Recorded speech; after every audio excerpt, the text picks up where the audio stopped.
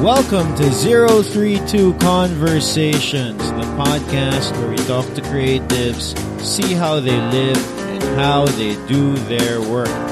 I'm your host, Carlo Villarica. I'm sitting outside our lawn and it's raining.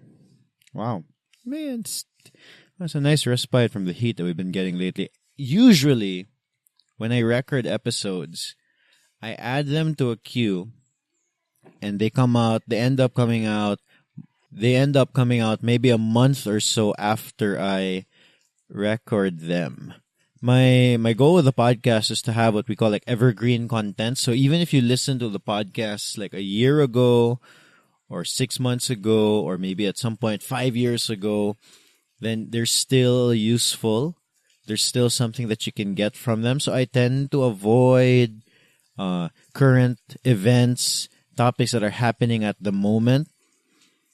But for this particular podcast, there's still a lot of evergreen content in this particular interview.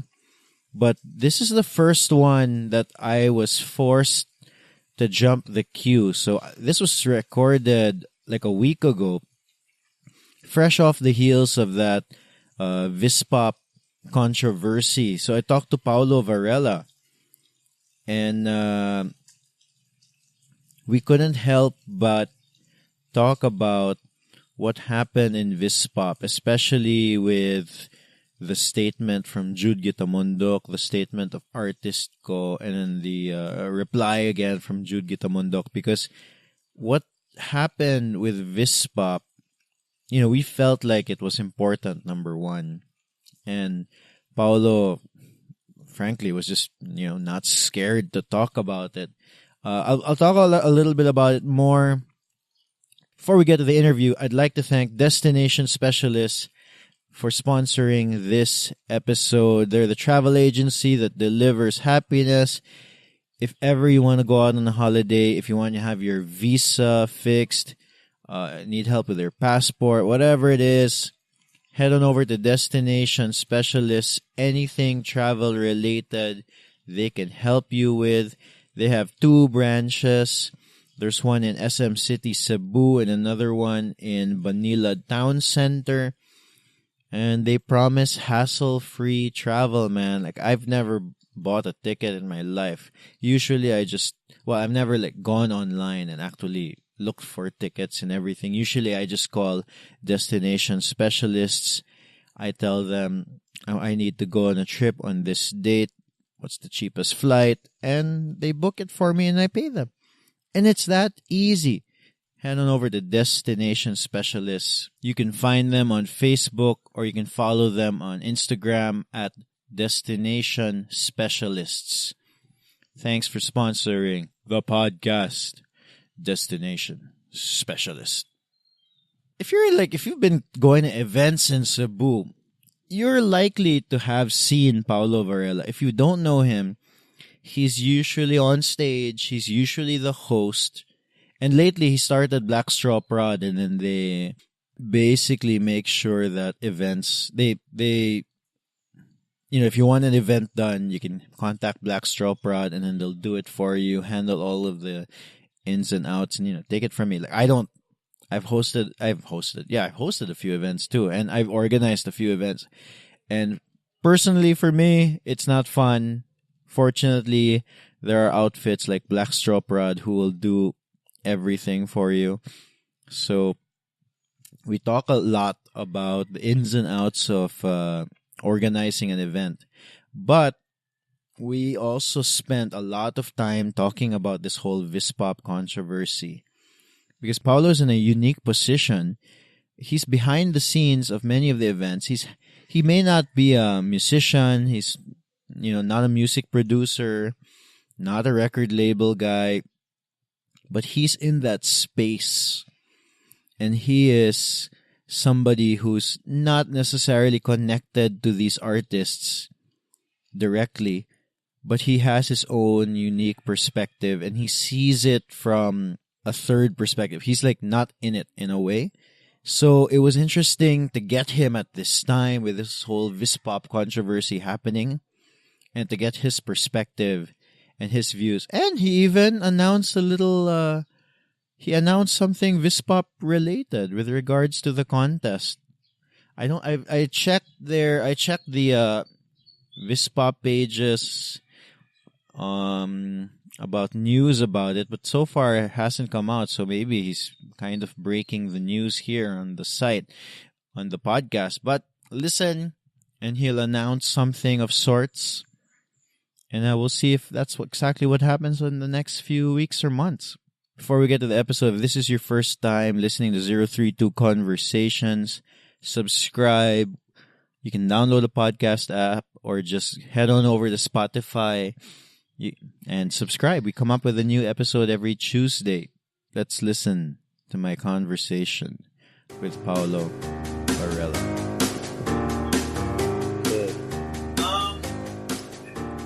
Well, I know we talked a lot about the VISPOP, other people, but I want to also get to talk to you about you. Oh, shoot, bye. Diba? So, as you mentioned, you're doing the hosting thing. You're a host primarily. I'm a host primarily, yes, we can say that. But I also do. I'm part of I'm part of Black Straw Productions. Where I'm the projects head and managing director for Black Straw Productions. So what we do is we put up events. We're a control team. So if a producer or an agency needs a group to execute their event, they hire us to put up their event. Yan ang gawas. But wait, I want to start. How did you get into hosting? I started. When I started in radio. Yeah. I was a radio DJ at Monster Radio from 2000. Oh my goodness, 2003 to 2010, and then ibalin ko. So I was in radio until 2012. So I did radio for probably 9-10 years. But on my second year of radio, first year or second year of radio, I'd always get thrown to host events because of the radio station. So, I can host that. So I started on that, and then it became another avenue for me to work. I found out that like what you said, radio is just putting yourself out there, but it was really the gigs behind the scenes and outside events that I was really finding work in. How old were you in this? I was still in college. I was probably I started in radio when I was 18. So you got to work in radio when you were 18. I started doing radio when I was 18, and then I started managing the radio station because there was a time when we had no manager, and someone had to fill in the position. Someone had to take the initiative of basically working admin and really just working for the station. No one wanted to take it. So I was the only one who was selling radio ads because that was another avenue for money. And of course, as a young... You give commission. You get commission, diba? So I was the only one who was really adamant in terms of selling the station. So they offered me the job. I was like, would you want to be the manager? I was 23. I was like, sige. I was like, game. I was like, sige. So I managed the station for maybe 3 to 4 years, and then I left. Then I transferred stations. So the hosting was always there. Naagid ang hosting. So the hosting kind of fell on your lap. It did. Same way na managing the station fell on my lap as well. I was hosting while I was working. Ana ang gawas. And even when I was going to school. So I was still in college when I was working for Monster, and then I did the cookout. We did cookout. So that was the time we had Urban Dub, Pass Pitch, But the hosting became I did a lot of corporate work. So the corporate hosting gigs really, I worked with agencies. It really exposed me to putting up events. So even then, I'd start, because I was starting managing the station also, I'd start putting up events for my clients. So they'd tap me. I'd be freelancing for them as well. So it really exposed me to other agencies and Manila agencies also, and even international agencies in terms of event companies, in terms of how they put up corporate concerts, events, parties. So I really got exposed to all of that. So all the while we've been working on that, and I'd be working with the same particular team until eventually, like the people I'm working with now, my partners, we've been working together for so long individually as freelancers. We decided, hey, why don't we put Just put it something together. together? Oh, ano ito? So this is Black Straw, That's Brad. Black Straw. That's Black Straw. Before we get to that, bay, kinda with Black Straw, I remember seeing you in Lanuza a few years ago. Yes. But yeah, I think you were there. I'm not sure. I think besides I was there with the A-frame guys. I think you probably were there with a few friends. Niambit ako dito. I wasn't there for the surf camp, but I knew you guys were gonna be there for the surf camp. So you were So like, I I'll just went be on there. the same date. Ano? No, so anyway, man, I was looking at you, and then I'm like, oh, no, it's Paulo. Hey, man, that guy's living his full life. Yeah. Like, kanang, Kiat lang ba? but it's like you're taking advantage of this freelance life, ba? Yeah. No? There's And then- that too, yeah, man. When did you learn to surf? I started surfing in 2008, I think. But that was the time I first time I surfed was in Lanuza. In Lanuza, You keep coming back there. No? I've been there almost every year siguro. Yung nga nang gawas. There are times that twice a year. Depende again. Like, because it's always been a Cebu spot. Like, Cebuanos would always go there because of the crew, like mga Driftwood crew and the A-frame crew. They'd always be there. So even before that, back then, when I started, they just gave me a board and walay leash, karaan nga board, gubaon nga board, and they just told me to survive. While they were playing, kuyog lang namo, just survive. Ay lang kamatay. More again, that's all they said to me. They didn't teach me the basics or anything like that.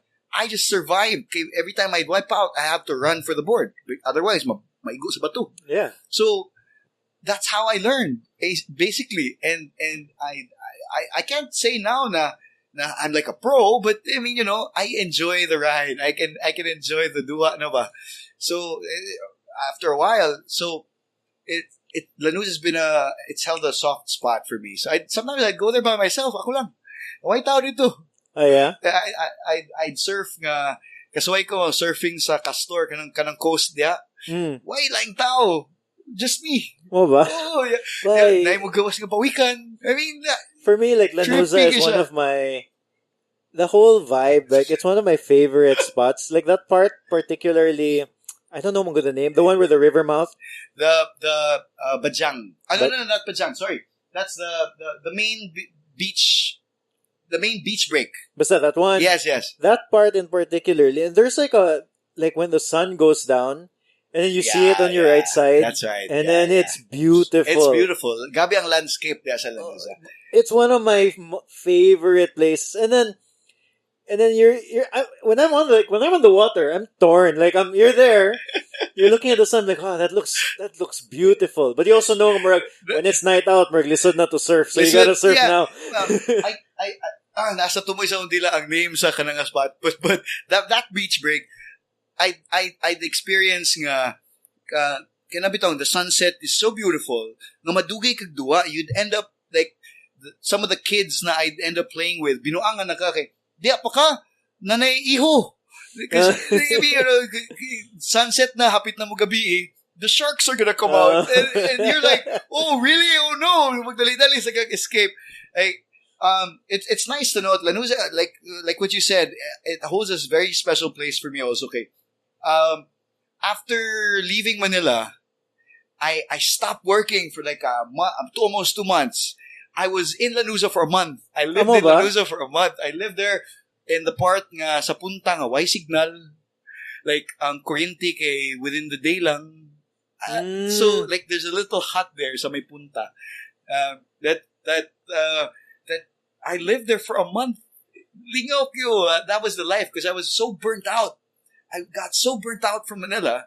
I just went, screw this. I'm escaping for a month. I'm just gonna surf.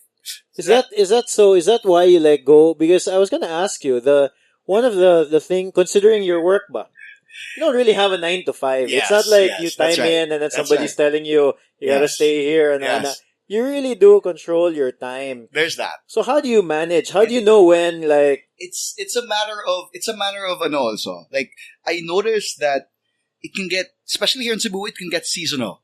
So night times nga gabi ka busy. Like some certain months you'd be very busy. Like weekends would be packed.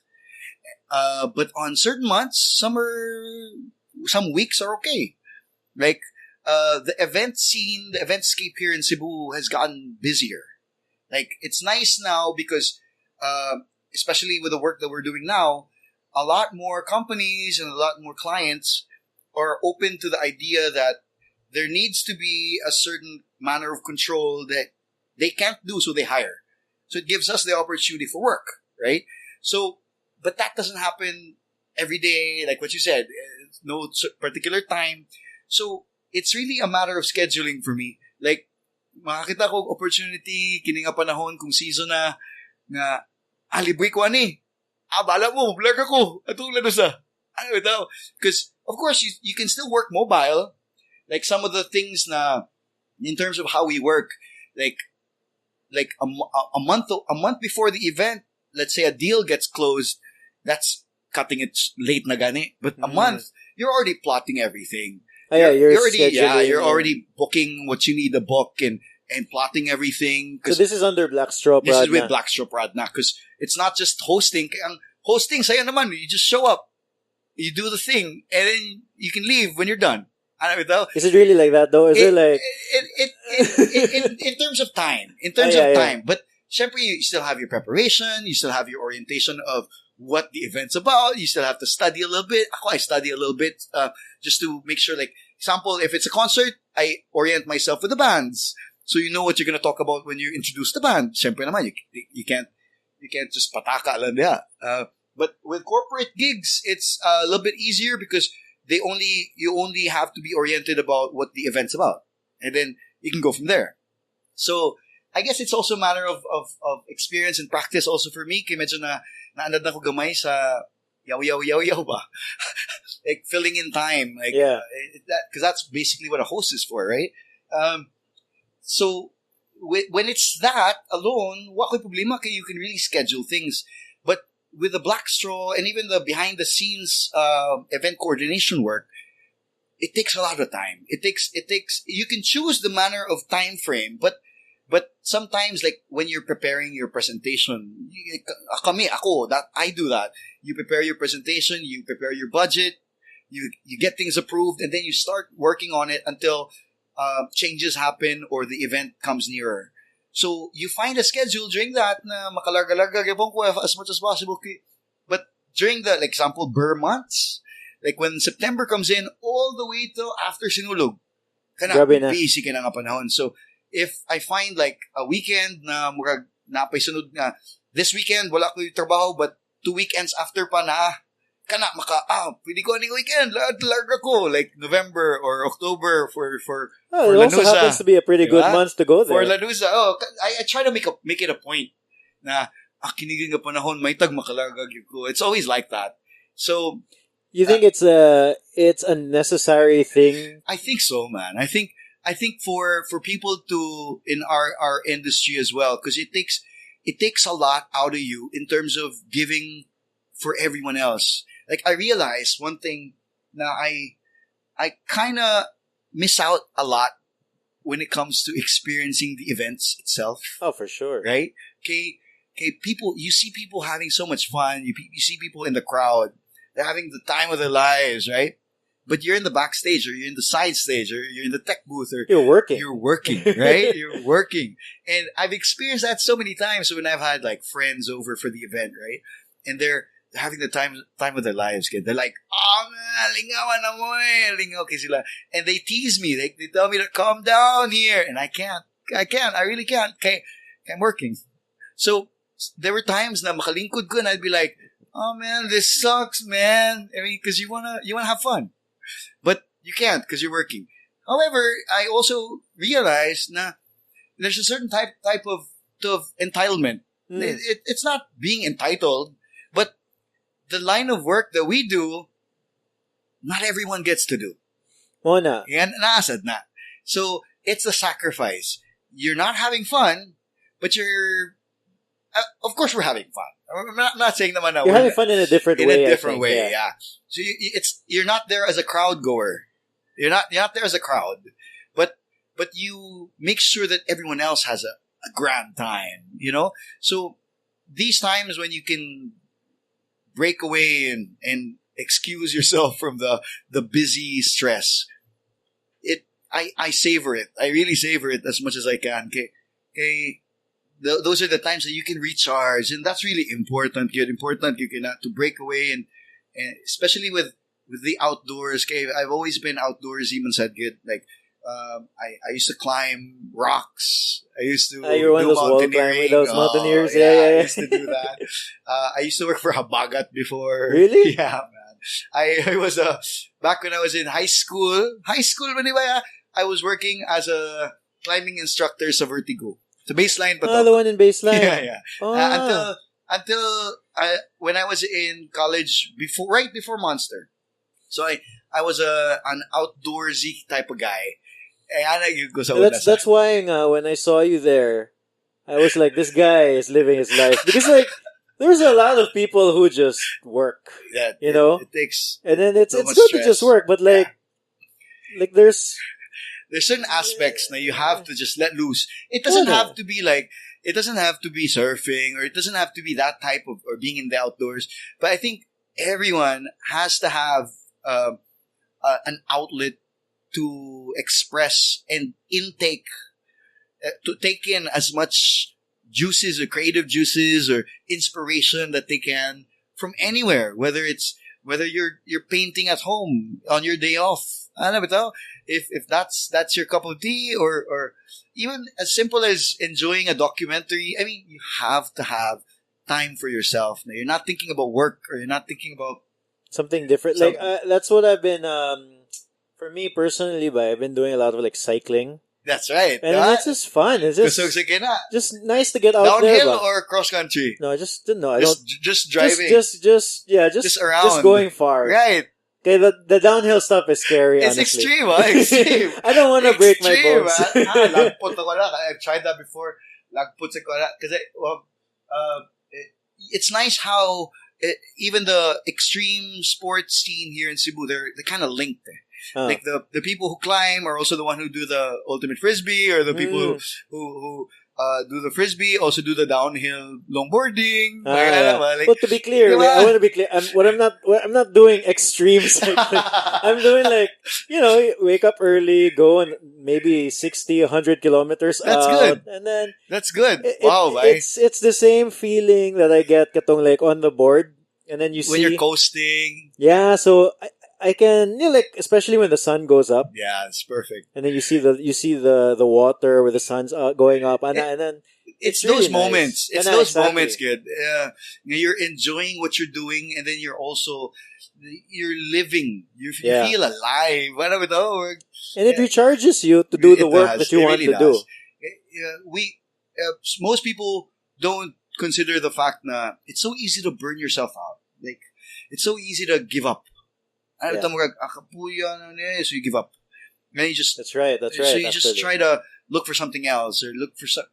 But some people have to be consistent with what they do. They have to keep at it, no matter how much they fail. They're in a certain field. Like if you're a graphic artist, and you can't find a certain inspiration. It's not like you're going to change career unless you decide that you change career. You can't not be a graphic artist anymore. Or if you're a painter, you can't not be a painter anymore. I'll just look for a different skill. You can do that, but you have to be passionate. I think that's the main term about it. You have to be passionate about what you're doing enough consistently to not run out of inspiration. Okay. And we always hear that you can find inspiration everywhere. But each person is different. You have to find that particular thing that you like taking inspiration from, because that's your go-to. I deserve this. Like, because it feels so much better when you're done. Like, you run out of inspiration, you take time to get inspiration, and then you do the work, and when your work is done. Yeah, because like you could like let's say you're a painter or a graphic, you could be a really good painter. You really enjoy it, but if that's the way that you get your income, that's work. That's work. So it's good. It's a good strategy to do something different that has Yes. nothing to do with your work, Right. and then just enjoy that. Experience it, you know? And then when you get back to your work, you'll probably be re-energized. And it changes. I mean, I know a lot of artists as well. Now it changes their perspective. So because of the input that they've gotten from certain experiences, it changes their art different in a certain for way. sure. I mean, of course, but you don't box yourself in. That's the hard challenge of trying to break away from the monotony of life. Yeah, to a degree. No, for sure. And Because then you'll get defeated. do you feel like there's a level of monotony doing the thing that you're doing?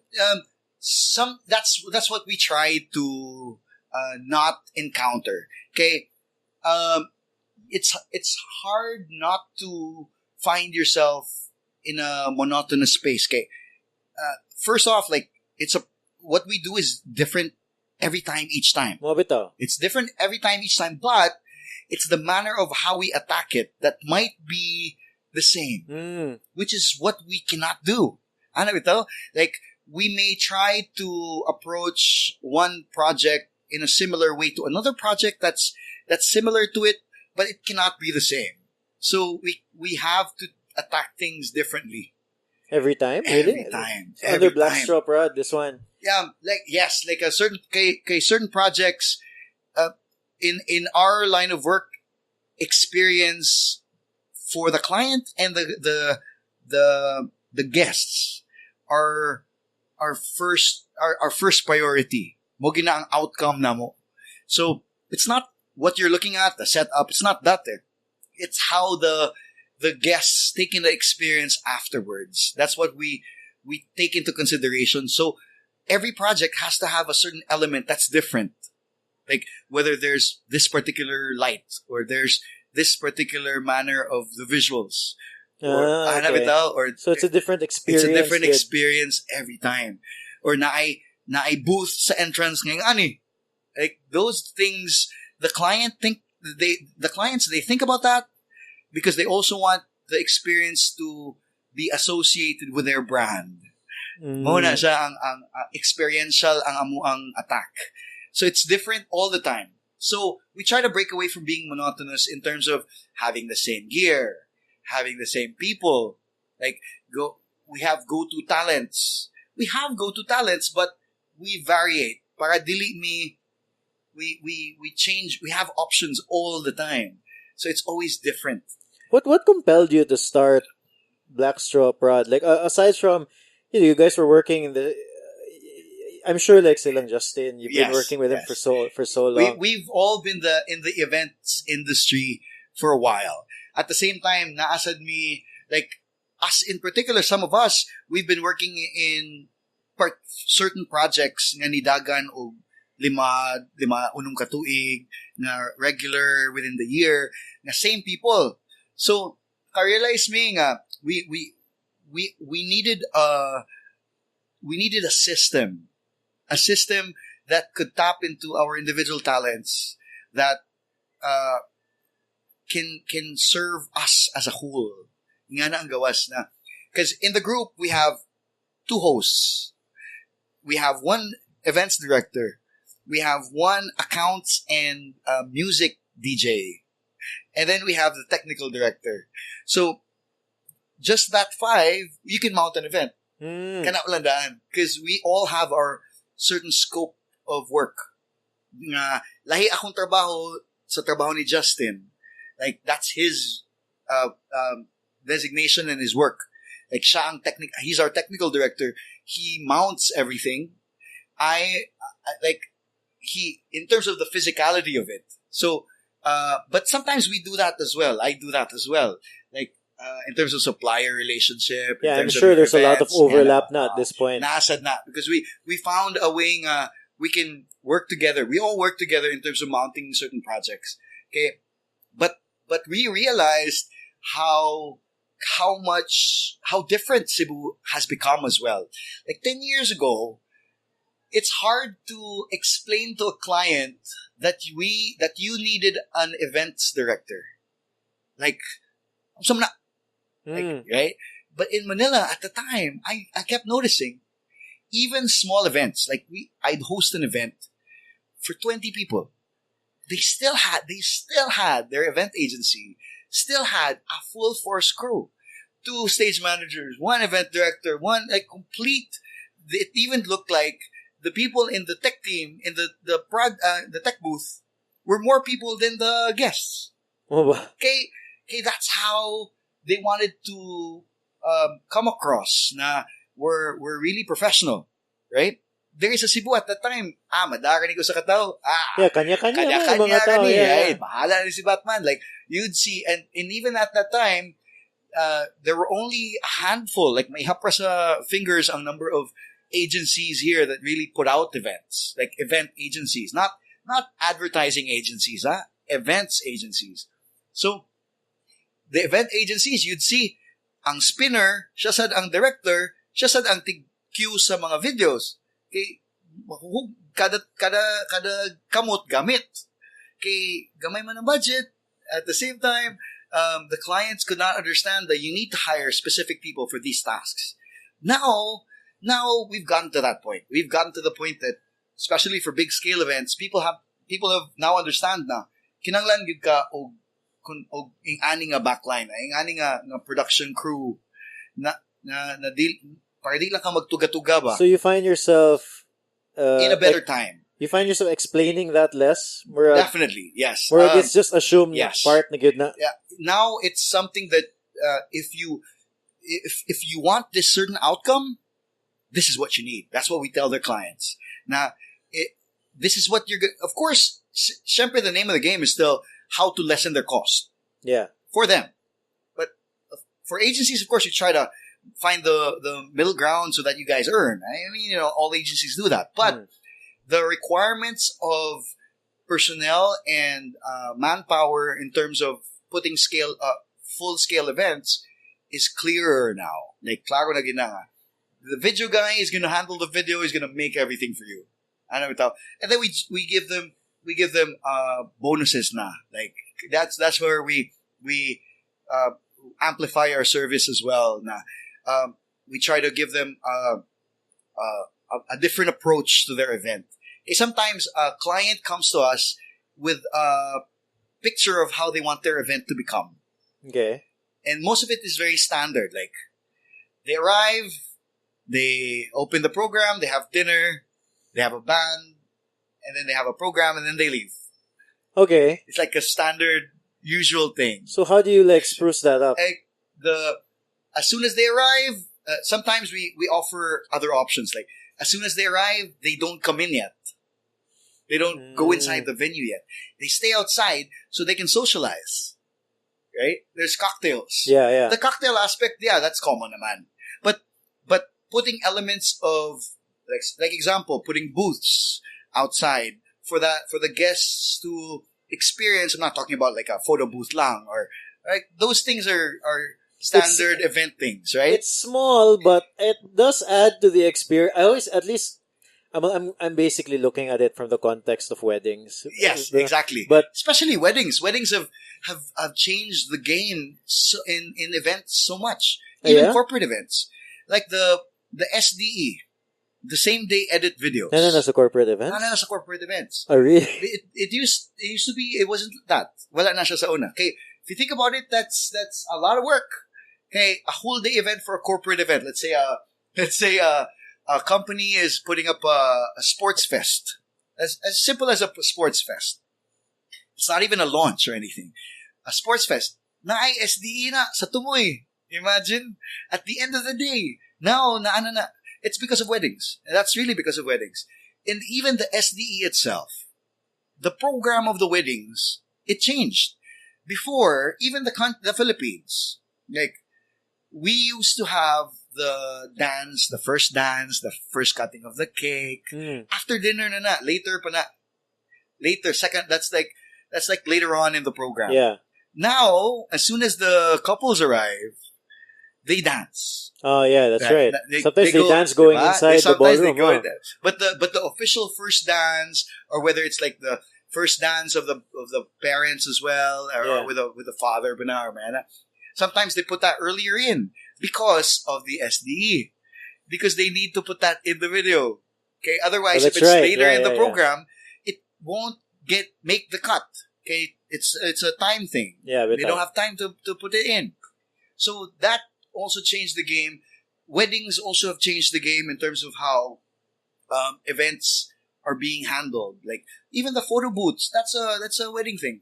So those small things, the elements of experiencing, like we put booths, but it's not just the photo booth. It's also like it's not the company's portfolio, but more like what can the guests look at that would be of interest to them. Like if it's a real estate launch, like it's a building launch or a new project launch, you show aspects of your old and new projects. So new realtors would look at your portfolio and start thinking of what am I expecting out of this event. Yeah, because Nasa siya yung mga I get for me, like when you say corporate event, me as a spectator, I'm like, oh yeah, this is like a boring thing. You go Yes. there and then maybe somebody speaks and then it's a speech. Someone's going to do a speech. Right? oh yeah, sometimes they're not supposed. I mean, they're a person who is not meant to do speeches. Yeah. But I guess you're right because like with this whole with these weddings, the weddings really have become some sort of And extravaganza. that's only here in the Philippines, Dili nga na, even in the States. Like we've had, because I still host for some weddings sometimes, and sometimes if the couple is American or they're from the States, and then they do their wedding here, they don't understand the program. Nga yung ana ang program? Why is our format like that? Because it's like that here because it's very entertainment based, like the SDE, and there it's not. It's not at all. Yeah, I find myself like wanting to watch the SDE. Yeah, the SDE. And then the photo. It's the something same day I you did the look- photos, yeah. Now it's something that everyone expects. If it's a wedding, na ay SDE, na ay photos, na ay photo presentation, ana ito, and that's become a standard for weddings now. But for corporate events, there's no particular box. Yes, there's an outline framing in terms of how a corporate event will run, like your program will run. But brands will want to stand out by putting certain elements in. That's what we try to do. Like instead of having So you give them suggestions. we give them suggestions. That's it. It's usually part of the presentation, but it's not what's gonna happen. It's really an idea lang of how different we can try to do it. Like how are we gonna show this? If you have like a building, it's a mock-up of the building and it's covered with cloth. How are you the revealing? How are you gonna do the revealing in a nice way? Like, so many people can just tang mo lang ang cloth. Ano ba ito? But we try to change things differently. Pero, so you guys get like a lot of corporate events, but you We also do. do like like mga concerts. We do concerts, a lot of concerts, a lot of big parties also. Like Sinulog time is crazy. Mayana bito, like music festivals. We've done a bunch of music festivals already. Yeah, were you the one? Remember that thing that happened in Fuente? I was the host. You were the host, I was the diba? host What for happened, that one. Magidlay? It was a Sun Cellular event. Because the the Fuente venue, it's a staple man for Sinulog. Bitaw. At that time, so within that night, there were 3 other programs that were happening. So, part mo na sa Sinulog weekend nga, Fuente, naging na siya program. Yeah. So our program was supposed to start at 9. There were so many people already. The program before us was delayed. They finished at 9:45. So we started putting up our branding of Sun at 10. And then the chairperson of Sinulog at the time of this year, si Konsehal, I forgot his name. But he arrived and he said they have to stop the event. Kidaghan, nakigtao. So you had no idea. We had no idea, was just like it looked full from the inside because of the you're inside the Fuente Circle. But what we didn't know was there were so many people outside the road on the streets. Like, there were people from Macdo na area at bang sa Fuente all the way till Robinson. So, puno na nga daan. Until, so they didn't want to start. I was the one who kind of talked to them na, sir, sugdan na ito ni sir, kung di na ito ni sugdan. So they had a number of meetings. They were meeting in the backstage, the client and the agency, and then the Sinulog Foundation. They were meeting. And then abot ang assistant ni Mayor. Pahunungon lagi ko no. So I pleaded, niyo ko nga, sir, if kigipapawang naman ginila tanan, like power was off, they turned off the lights, everything. So people were chanting. The people were already singing December Avenue songs. So they really wanted to see December Avenue. Kanang kung hindi kanang kanta, they were all singing it. A lot of people. So ako ningon ko nga, sir, kung dili, they were afraid nga magka-riot. Yeah. So if dili ta magsugod, sir, samot ta mga amungan magka-riot ginig samot.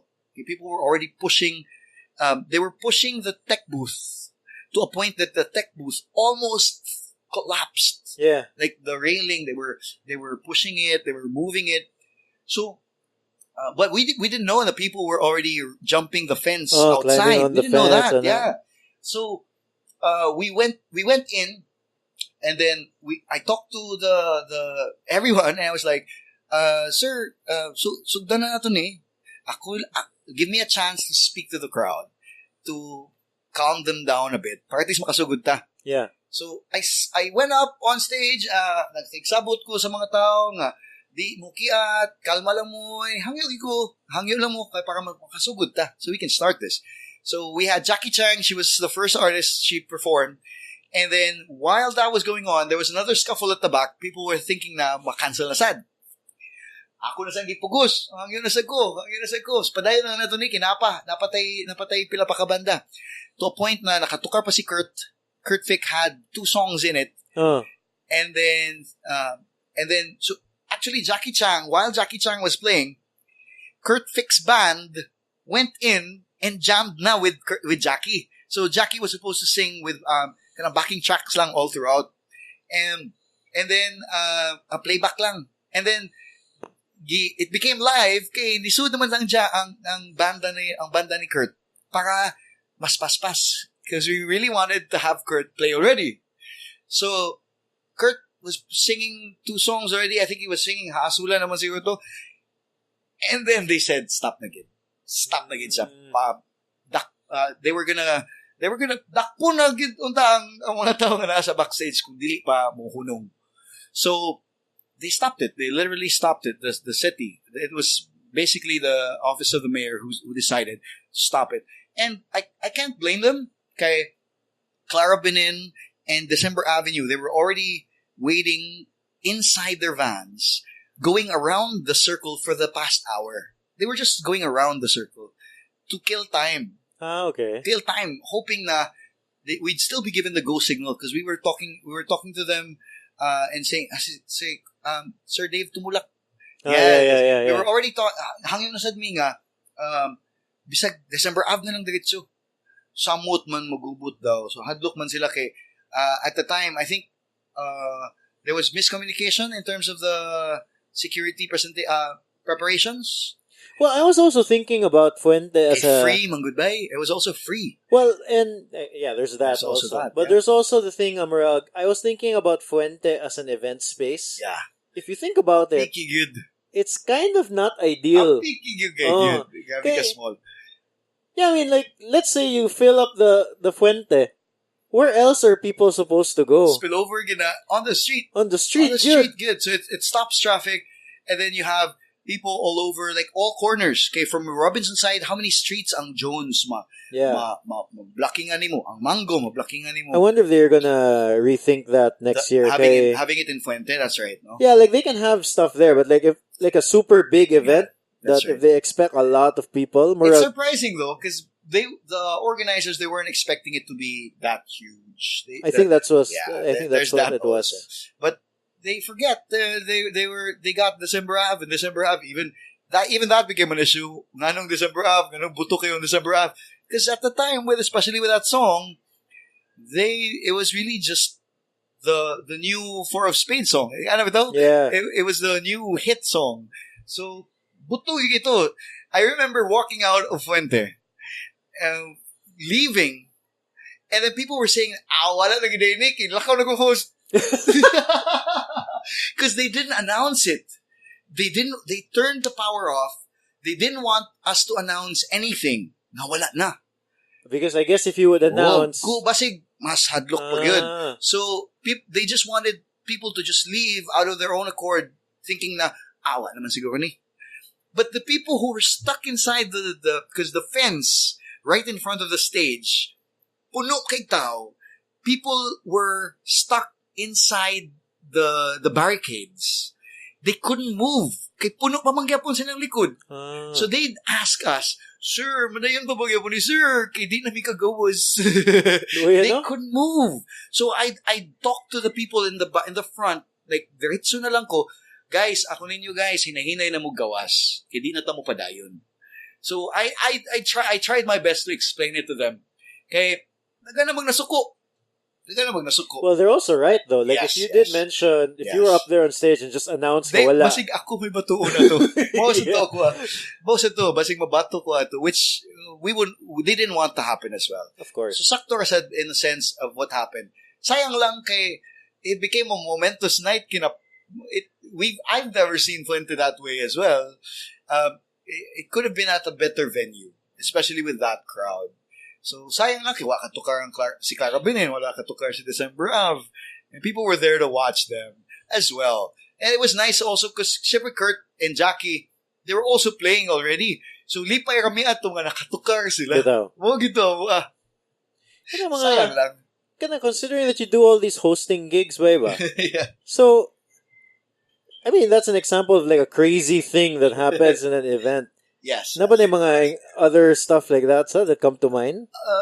There's always a lot of behind the scenes in terms of events na people don't really notice. Like an exploding amplifier or a speaker dying and you have to replace it then and there. Na people don't really know, but syempre behind the scenes, it's a big panic scenario. Yeah, that's right. On the hosting side, there will always be certain particular scenarios like the band's running late. I had to keep talking for an hour. Oh yeah, you've tried that? I've tried that, man. Talking for an hour? They didn't want me to go down the agency running the event. They needed me to stretch because there was a band. Let's just leave the name at Bamboo. They were running late, right? So it was an old event at Paseo. Paseo pa to, so they wanted me to do games, they wanted me to do whatever just to kill the time. Improvise on the spot for an hour. No, they didn't know how long it was gonna take. Oh, yeah, so but it ended up being an hour. It ended up being 55 minutes. I counted. It ran for 55 minutes and I was on stage asking people, kisa may ka birthday dia? No way. Taga-asaman mo, yeah, man. Oh, your birthday's yesterday? Happy birthday, man. Everybody say happy birthday to this guy. Happy birthday. Happy birthday. So like 1 minute, 30 seconds. Like 30 minutes after, napapailayan ka birthday niya. But it's scenarios like that it's challenging and it's exhausting. But once it's done and you come out of it, I'm like, that's also why they hired you. Thank God. It's like where you wouldn't expect it, but you have to do it. You can't really just say, oh, di na ko, bye-bye. I can't. So no matter what you do, you just pull things off. Like I started doing, it felt to me like I was doing stand-up. Okay, that's basically what it was. I was doing stand-up for a long time. I was talking about so how was your day? Whatever, man. It was really whatever. Crowd work. It really was. But it was funny because you notice, Manggood, how like me being on stage in scenarios like that. Now you have to stretch because the band's still setting up or whatever. Those are things that have to happen. So my job is to not make it seem like it's happening. To make the crowd forget na this delay is because they're still setting up, or there's a problem, or there's a little technical problem, right? If there are hecklers, that's a gauge that people are getting impatient. So you have to up the ante when it comes to. Do you have like a playbook when it's more like a feel. It's more like a feel because I try as much as possible to read the crowd, yeah. But at the same time, you know what you're supposed to do. Okay, you kargada na ka. You already have bullets of this is what I'm gonna do if I have extended time. But if there are no hecklers, it means that people are enjoying. It means that no matter how long or you get crowd participation, they forget the number of minutes that it's taking the band setting up. Nga na bitaw? Kato, that one with the one you had to do it for 55 minutes. That was a long time though. I did that. For sure somebody was heckling. For sure. So when it was starting, until later on, people started realizing. Okay, I'd be like, oh, wala pa. I'd tell them na, don't worry, momentarily we'll start. Nga na bitaw, you can't run out of patience also nga. So, okay, sometimes they'd shout at me and tell me, so, di na ako eh. Like, yeah, I'll just point to the, I try to sympathize. I wouldn't heckle them back. Like, kadug na ko ani before from another host, Ikaw lang daw ikaw. Ah, yeah? Oo, kadug ko, kaingon ko nga, ay, salamat di sa ko nga na. Okay, if you run out of patience, and you're gonna reflect. It's gonna reflect. It's gonna reflect to the crowd, and it's all gonna be negative vibe. You can't throw negative vibe if they're throwing you negative vibe. It's gonna be an argument. So you try as much as possible to smile and be positive about it, and try to distract them. It's really about distracting. There's one time also nagka-rumble. I think it was a Bob Marley Day event. Nagka-rumble. You were the host. I was the host. Nagka-rumble. There was a big rumble going on. And the band stopped. The band, they were in the middle of a band playing. I ran up to the stage, got the mic, and just stopped the rumble. I asked them to stop. Because it was about an event about peace and love, man. I mean, it's a reggae event.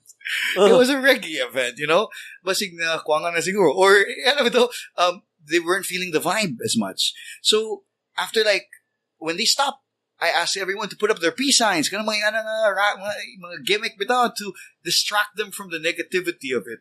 And people were just doing peace songs and singing One Love. And I felt so... It was an organic, peaceful thing that happened. And people were telling me, even after that, some of my friends, up to now, they still remember that. Oh, yeah? Because it could have been a big rumble. Okay, from one fight, it ended up being a couple of different fights. Mga bitog na nagdumot diri, walay labot ditong dapita, nag-away sa sila. So it became like a big rumble, and it stopped. And people were putting up their peace signs and enjoying it until the end of the night. Wala na away. So it's like reminding people what they're there for, and why being negative about it and how they're acting right now is affecting the event. And that's not what they're there for.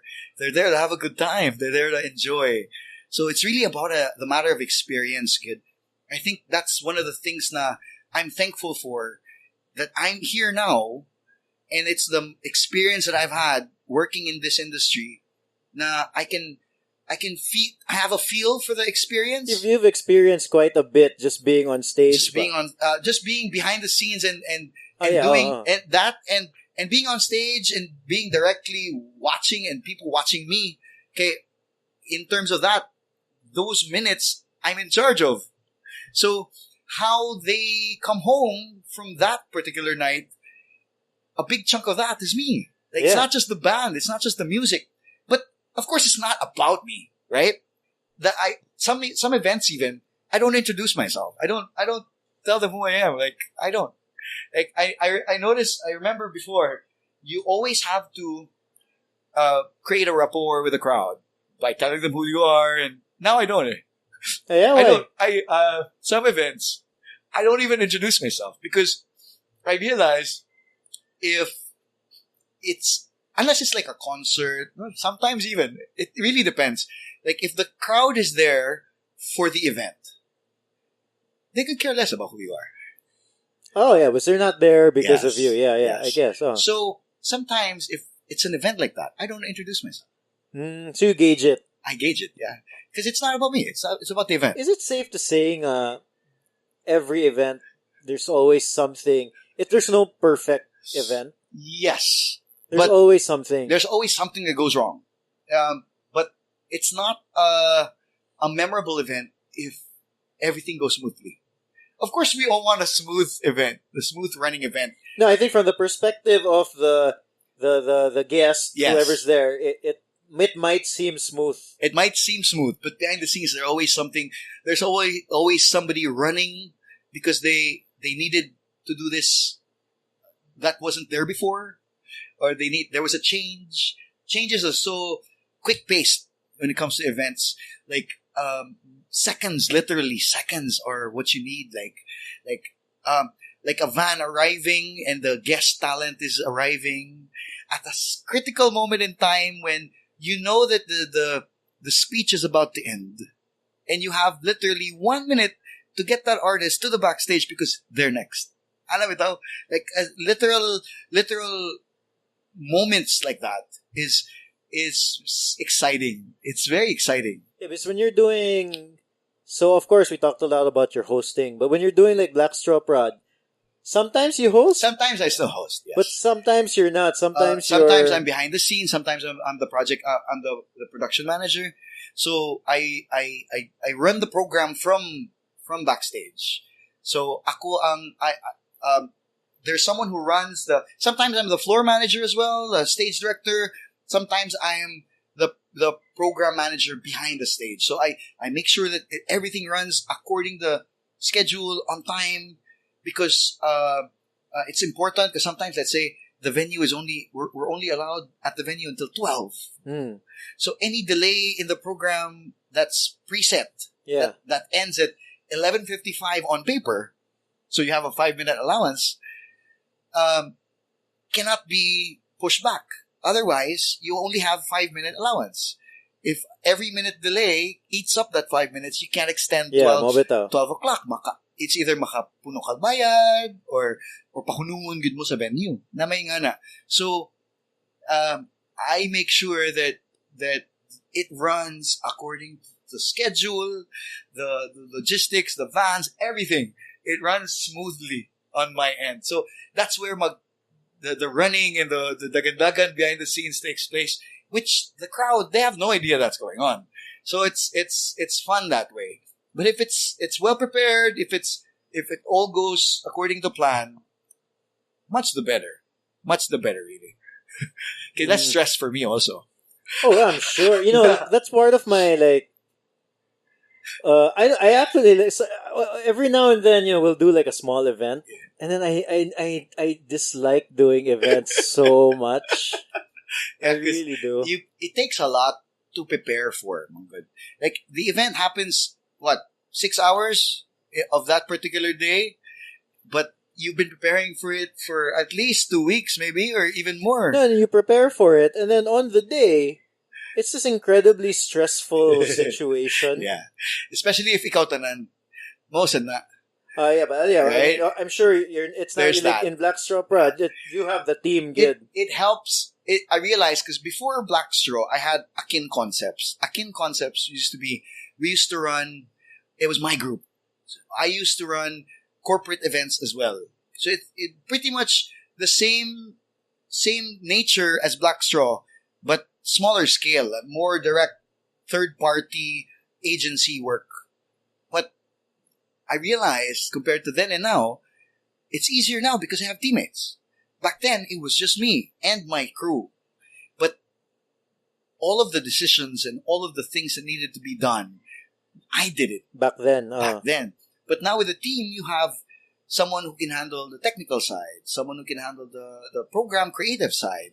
So it's not just me thinking about the concept and how this is going to turn out. And you have somebody to bounce ideas to. It helps. It helps so much. They might be more suited. They might know more about this thing. Because it's their forte as well. It's what they do best. Ano bitaw? So na even when you're gone, even when you're not around, like schedule conflicts or you're not going to be in town or there's 2 or 3 other events happening on the same day, you can assign a certain teammate to run this event so you can have, because the most that we've had 3 events in one day, 3 separate events. So we've had 3 teams. So these 3 teams are simultaneously happening. And there are 3 different brands, different events, different agencies. So even the manner of presentation right from preparation, they were all coinciding. They were all being worked on at the same time. So that's the thing about events.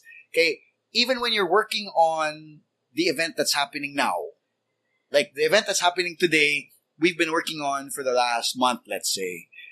But within that month, we're also working on other projects. So even today, while I'm working on this project today, I'm finalizing the thing that's happening for our next week's event. How do you keep all that in my mind space? Or how do you organize all that? I make notes. I try as much as possible. I don't really have a systematic scheme. Like, I don't have a plot. I don't have a calendar. We have a calendar of events, yes. But the thing that I realized for me, which I think I should make a better organizational scheme for, I just put up notes. I make notes. I need to do this. I need to do that. I need to do this. And then when it's done, I delete it. It's like a checklist. Just a checklist. It's basically a basic checklist of, because it all starts with a document. Like your communications with a client is all documents. And then you present. So you make your presentation. After you make your presentation, you start, if it's a closed deal, you start preparing. You start booking. When you make your presentation, that's a pitch. You're pitching You're pitching the event. concept and the event. And then the budget. How does it work usually? So let's say a corporate client or a client, whatever, like they want to do a concert, or they want to launch their whatever. Yes. They just contact you and say, "Hey, we want to do this." Yes. So it's 2-pronged as well. Sometimes it's direct client, and sometimes it's agency. Sometimes it's the agency of the brand.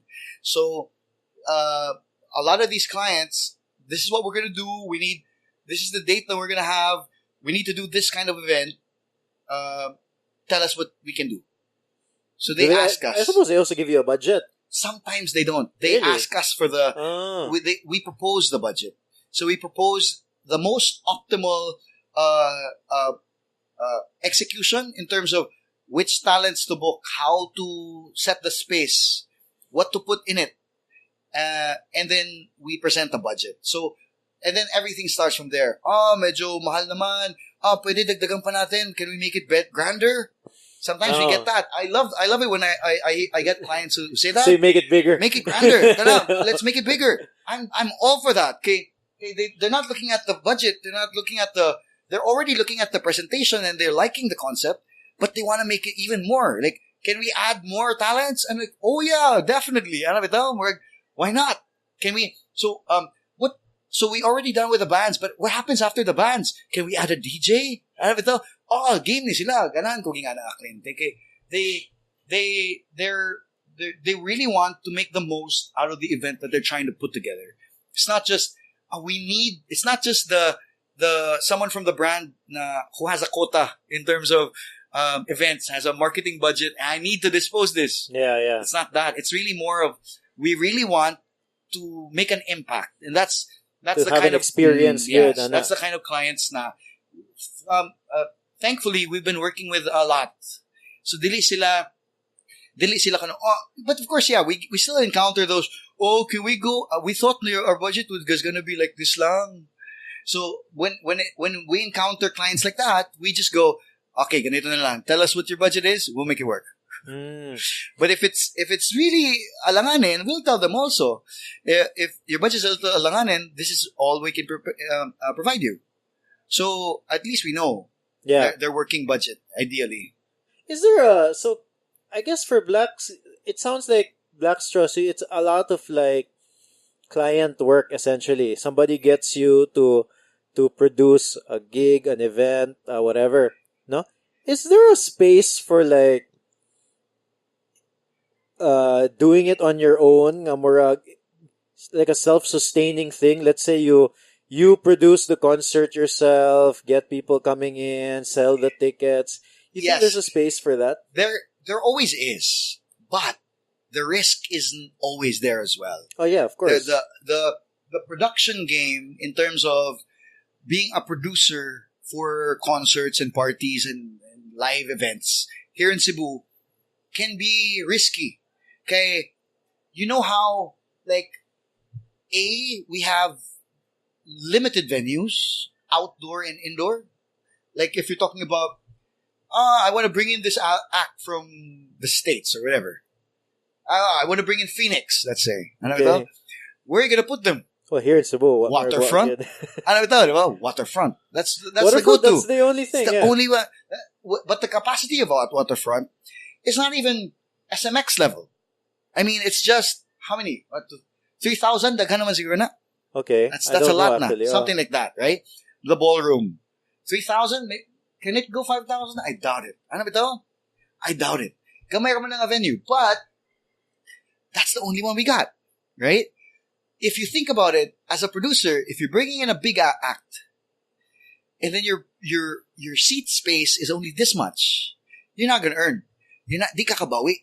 Especially if you're spending this much. So your tickets have to be have to be expensive, mahal. Which is gonna be a hard time to sell for a Cebu crowd. Unless you get like a sure win talent, which adds to your risk. Like example, if you get Lainey, let's say lang, a Visayas Mindanao person, instead of going to Manila, buying tickets and flying to Manila and living in Manila, watching the concert, apart sa ticket itself, mas mahal ang gamay ang ticket sa Cebu. But I'm already in Cebu. Yeah, it comes out cheaper. So it's that. I think that's one of the, if it's sure win.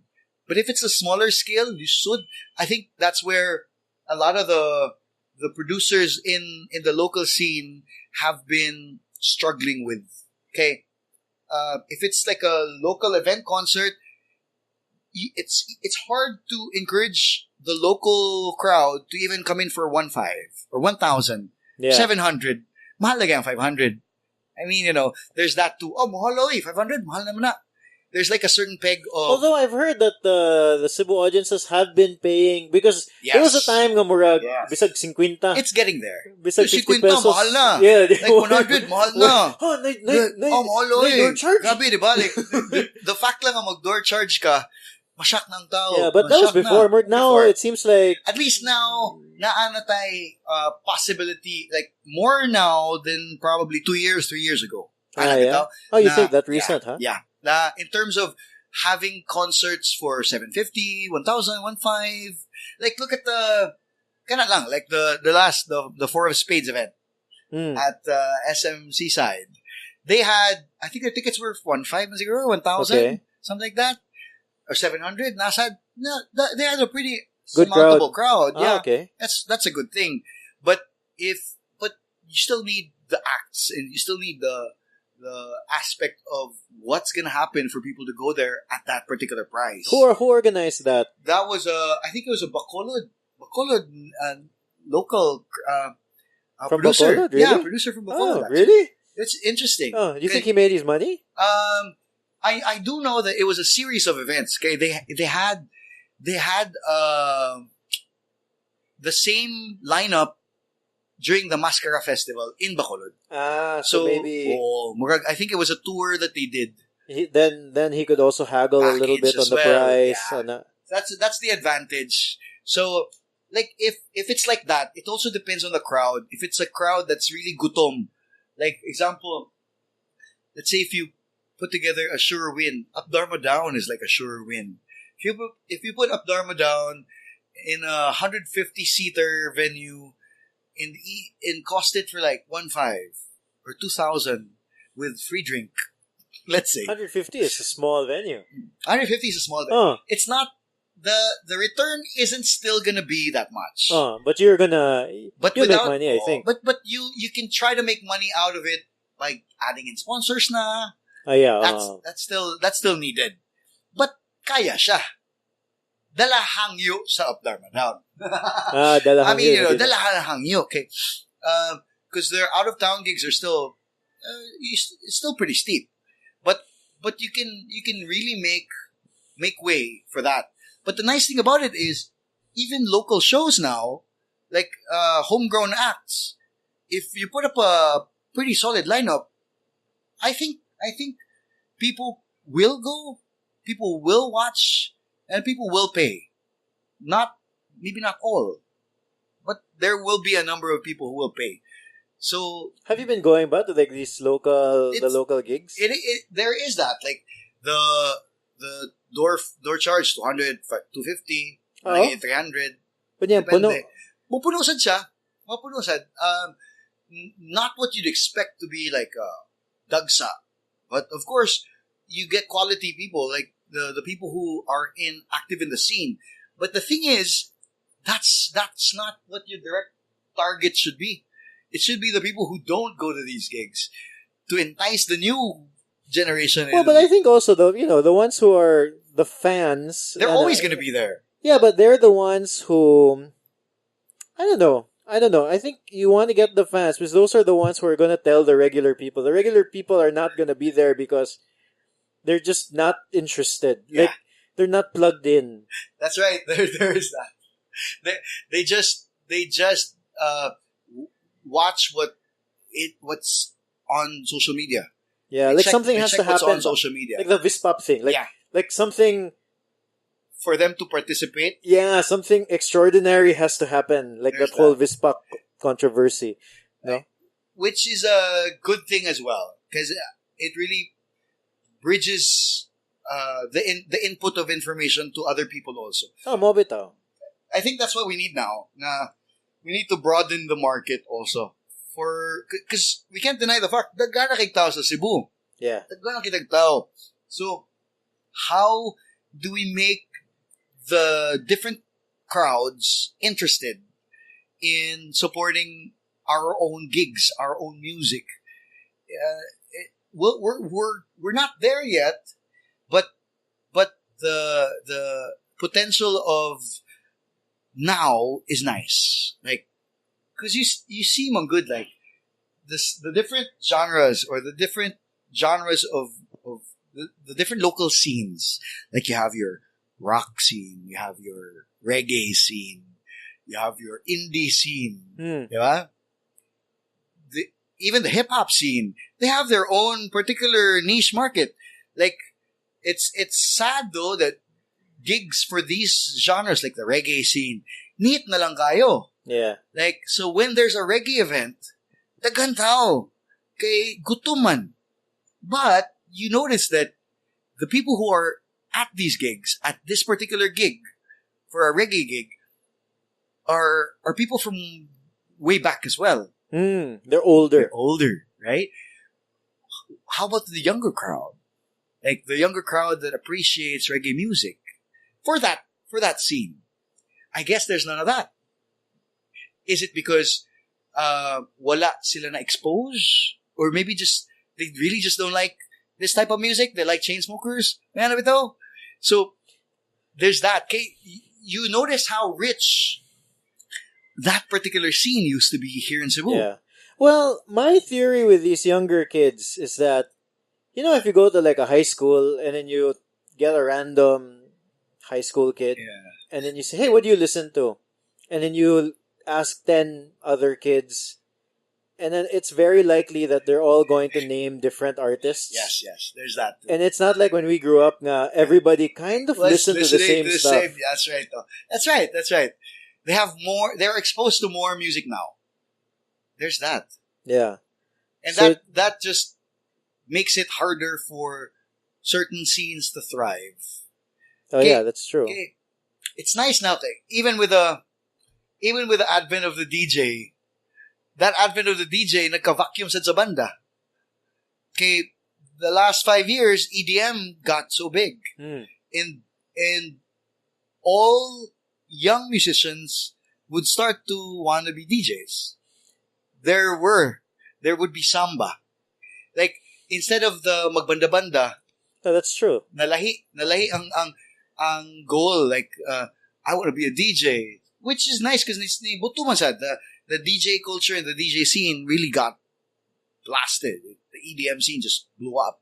So now we're seeing a little bit more of a coming back to the band scene, but we're not seeing. It's nice that the new bands are coming out, have a particular sound to them. But it's their own sound. It's their own sound, sad. Which is nice, kay. It's a refreshing thing for us here in Cebu because we haven't had the experimental indie looper sound ever. Like before, people would play with it, but we never really consistently did it. The backing tracks, and it's a different sound. It's nice, but at the same time, that's also because of the DJ culture. Appeal sa electronic music. That's not just it's not even just electronic music. You should know this because I was talking to Russell Manaloto. Yes. And then he said, "Yun nga, I was surprised to hear they really do have like a backing. They have backing tracks. They have backing tracks, and then if you listen to their music, you don't think that they have backing tracks. It's like he was saying, "Yun nga, Morg, by every part like." I don't know specifically na, but like there's a press play to it. No, but he has a metronome, good. So it's nice because they have it adds a different layer, good to it. Yes, exactly. It adds a different layer. I think the aspect of the backing track added a completely different layer to the sound of a live band. Yeah, I think the way that he would do it is they're not reliant on the backing track. Yes. Of course, like these electronic musicians, like they kind of need it. It's the backbone of their music. But sila, I think they did it in such a way nga murag. Dili siya mailhan. Yeah, really good. When I was watching them, I didn't think that they had a can't even backing know track. It adds a certain flavor to the song that really wasn't in the original arrangement. It's different. It's because of the technology also. Lagi. The aspect of the new tech really elevates the gameplay for musicians, which is nice. Ako, ganahan ko. Yeah. Pao, one of the things I was wondering about your way of life, no? Does it get tiring, ba? Di ka makapoy nga, murag late nights, walay routine. There's that, yes. You're always going from place to place. There was a time when I was uneasy with the uncertainty. Because there was a time when I really was all out freelance. So you wouldn't know when the next project would be. You're only as good as the last project you had. So you can't aggressively put yourself out there and say, "Hey, I'm looking for gigs." It's not like that. But you can't wait. You can't also wait. So you have to find avenues of possibility of projects. That uncertainty died. Well, I'd feel uneasy every now and then, but it started to wane off when I realized na myself, may not be the one always with a job, but the job will always be around. There will always be something happening.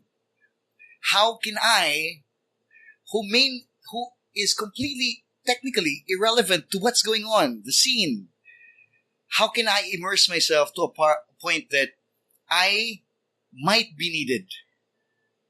And that's how I kind of position myself in it. Na, if you wanna, like, I have certain standards na in terms of my work style and my work ethic, na how I deliver things, whether as a host or even behind the scenes, this is what you can expect from my line of work.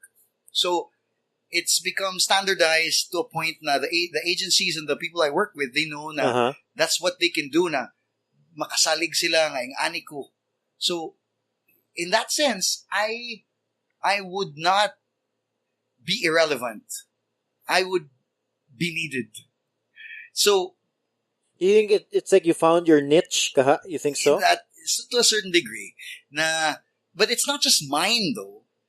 Everyone in this particular industry has the potential to make something out of themselves in terms of live events and the scene.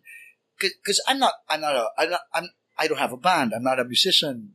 I don't have a particular brand. Ako gid na Paulo. Yeah, so to a certain degree, but not like kanat lang. Putting Black Straw together, we realized na there is a need that people might not even have realized that they needed. Like, just the fact na I want to hire someone to do this for me because I don't want to do it. That alone for me was like, if they don't want to do it, we want to do it. You know that you're right, because I'm sure there's a lot of people who do events, but they haven't branded themselves. Like kanang murag, oh na ako'y kaila si Yeah. so and It's so. that, Yeah. yeah. Okay. Mo ni ang gibuhat niya murag. It's Tingin na siya. but you guys have done you guys have done it in such a way nga you've really branded your group. Yes. In terms of how we put out events, in terms of how we handle events. Yeah, there's a real branding, and then also you have a track record. There's that, yeah. Yeah. We really relied, even before, because Black Straw has been together for what? We're running on our second year pa lang. Yeah, not you guys not Second long. year pa lang. As a group. Black Straw not long as a group, but as you But as us individually, siguro, among ourselves, among the five of us, we've had what, 30 years of More like experience, more maybe na, beyond our years. Ano ba? So the experience that we've had individually, that's what we're putting into the group. So that's also what we want the clients to see. You know how we work individually. This is how we work together. So you have, and it's funny because almost all of the clients that we worked with, it's either they've worked with me directly or with Senyo directly, or like not just us as a group, but individually in other scenarios. So they really know our quality of work individually. So kana palandaan, they have the assurance ba nga, atarong ni sila na trabaho. Because I think at the end of the day, that's really what stands out. If tarong ka nga katrabaho, if you're effective in the job that you've been hired to do, and if you're doing the job pleasantly. In other words, at the end of the event, bahalag naabay friction gamay or naay gubot gamay, you still finish the event with a smile on everybody's faces. Everyone's happy and everyone feels fulfilled. Kay dili bitaw ka ng mag-away mo, because it's so common in this industry to have like friction to a point na at the end of the event, you know you're not getting hired the next time. We try as much as possible.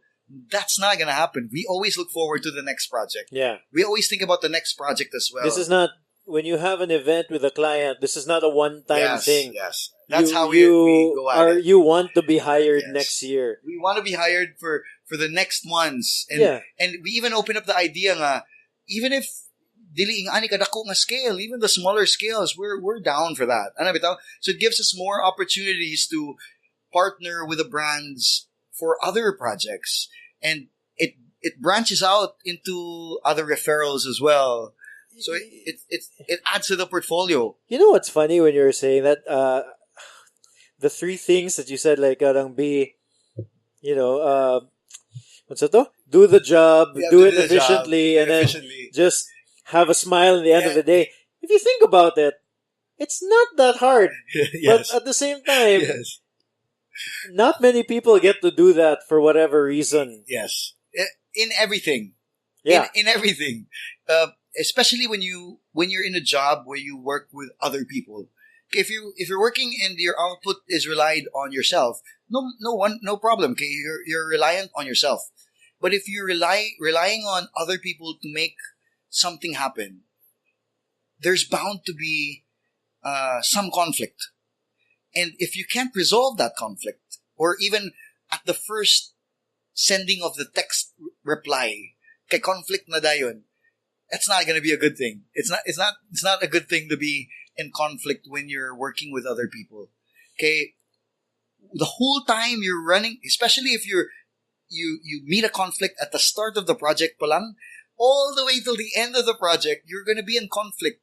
So when the time comes that you're seeing face to face with a client or the person you're working with, naa siya animosity gamay, and that's something that we cannot let kanang, it has to end right at the start.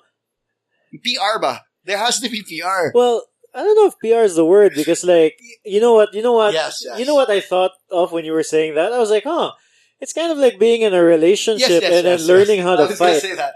Building relationships. I think it's learning how to fight, yes, and building relationships because sometimes people forget that they feel the entitlement also. But working in this industry, it's also a service industry, a Oh service yeah. related industry. You're offering a service. So people didn't hire you because you're the king of this particular industry. They hire you because they trust you well enough to give you their project. So you should be, you're not entitled to have their project. You're just hired to do so. So Well, you think sometimes people forget that? sometimes people forget that. Yes, I've witnessed a lot of scenarios where agencies or executing agencies or event agencies start thinking that their decisions are the ones that matter when in fact it's not. It's you're the one who creates the concept or you're the one who creates the idea. Sometimes not even. You're just the one doing it, doing the idea, the idea of that they want you to do. So you'd rather do it in a way that it's yours, but it also correlates to how your client sees it to be done. Where simply you're not supposed to do something that this was the concept and then you do something completely different. You can't do that. Okay, what's the point of you getting hired to do this Really? particular That concept? happens? That happens. So easy. It happens so much that because it's a behind the scenes thing. No one really Ah. like if it's but the peg was like this. What am I looking at right now? Like in terms of how the stage design or simple things like that.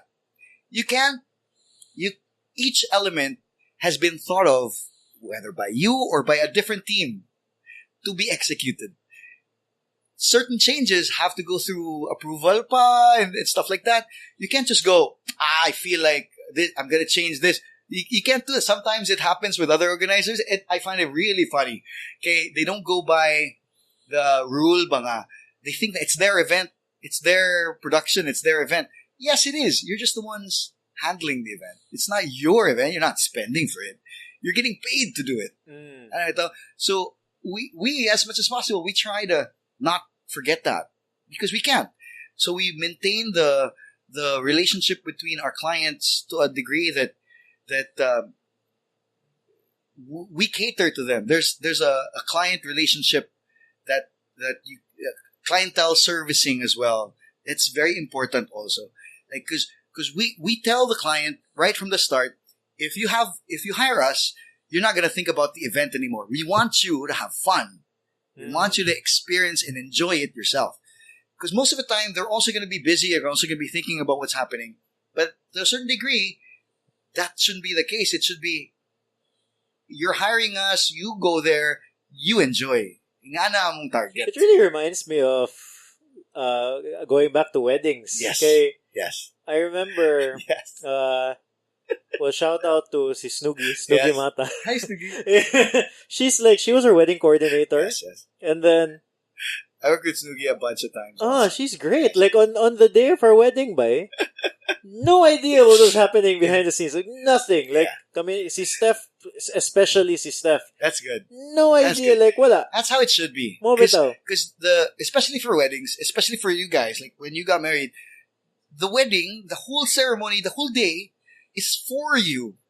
You shouldn't be thinking about what else is going on, right? Like, I you think shouldn't be. the only thing organizational related went to me was have I seen the ties for the groomsmen? Oh, I that's was so like, no, cool. haven't seen it. Oh, Okay, that's so cool. That's And good. then, no, that's good. it. That's good. That was the only That's thing. good because it takes away the stress and gives you the chance to really experience what you're supposed to experience because it's for you. So Malagi. it's the same way for us. So the client is like the couple. The couple. The Oh, client is oh. like the couple. Nga. They just come around, they see, they check, they look, they tell us their opinion if there's something that they didn't like. But it's not na sila pa'y mga rag. They tell us na we tell them na it's our job. That's our job. Don't worry about it. Don't stress. It's our job. Like because most of the time there's, oh, so no, the food didn't arrive. We'll take over. We can take over even if it's not part of our job. Mga bitaw, You bahala na, as little long things as is it that. gets done. Yeah, as long as it gets done. Like, oh, someone forgot to put up the banner on top of the stage. Oh, really? We'll do it. It's a team effort. It's not just one person manning the event and deciding for the whole event. It's really a team effort, kid. So it's nice. You see, especially at this point now, we know how our people work. We know how we work. So we know now it's like that's where the monotonous part comes in, because we're so in tune with how we work each other. We forget to have fun with it. Okay, so of course the fun is part of it, but we're so used to it that we know when we're supposed to ingress, what we're supposed to do when we ingress. When the event day happens, we know what we're supposed to do already. Now we forget na, like sometimes I even remind everyone, should we even do a pre-production meeting amongst ourselves ba? Sometimes we don't anymore because we know, we assign, people know what they're supposed to do. We forget na nga to huddle together ba? And it's still more of a team effort to huddle together.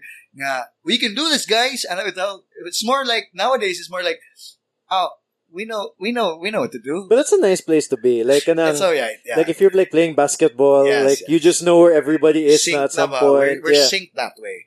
But it's nice too how people are learning more because of experience. Like the Yeah. people we bring into the team, it's really more trial by fire. Good na. We'll give them a hard job. Like if someone wants to try becoming a production staff, we'll give them a hard job. Okay. And then we won't tell them what to do. We'll just see how they adapt. Okay. But they have a general idea of what they're supposed to do.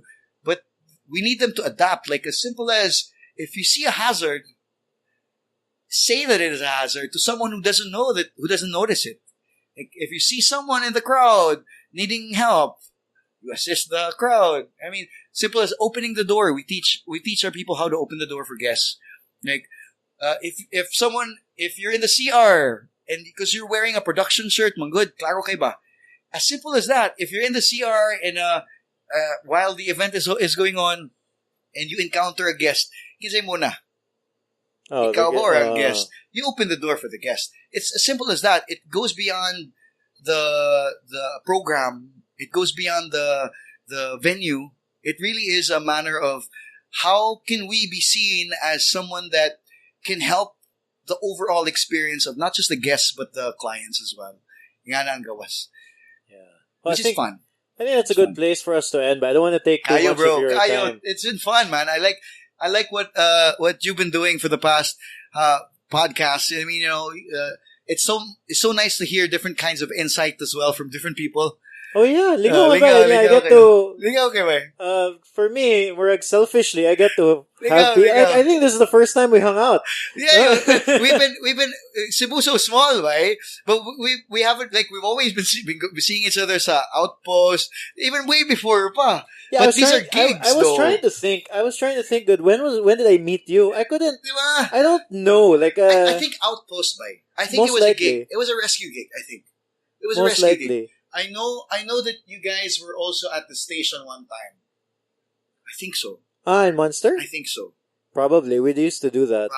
I think so. With Joe or something like that. But I do know you from Rescue Hero. Ingana again. Oh yeah. That's how I met you.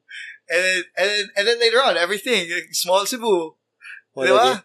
But I'm really thankful for this as well, because there's only how many people doing this here in Cebu that is really adamant at attacking different angles of Cebu-scape.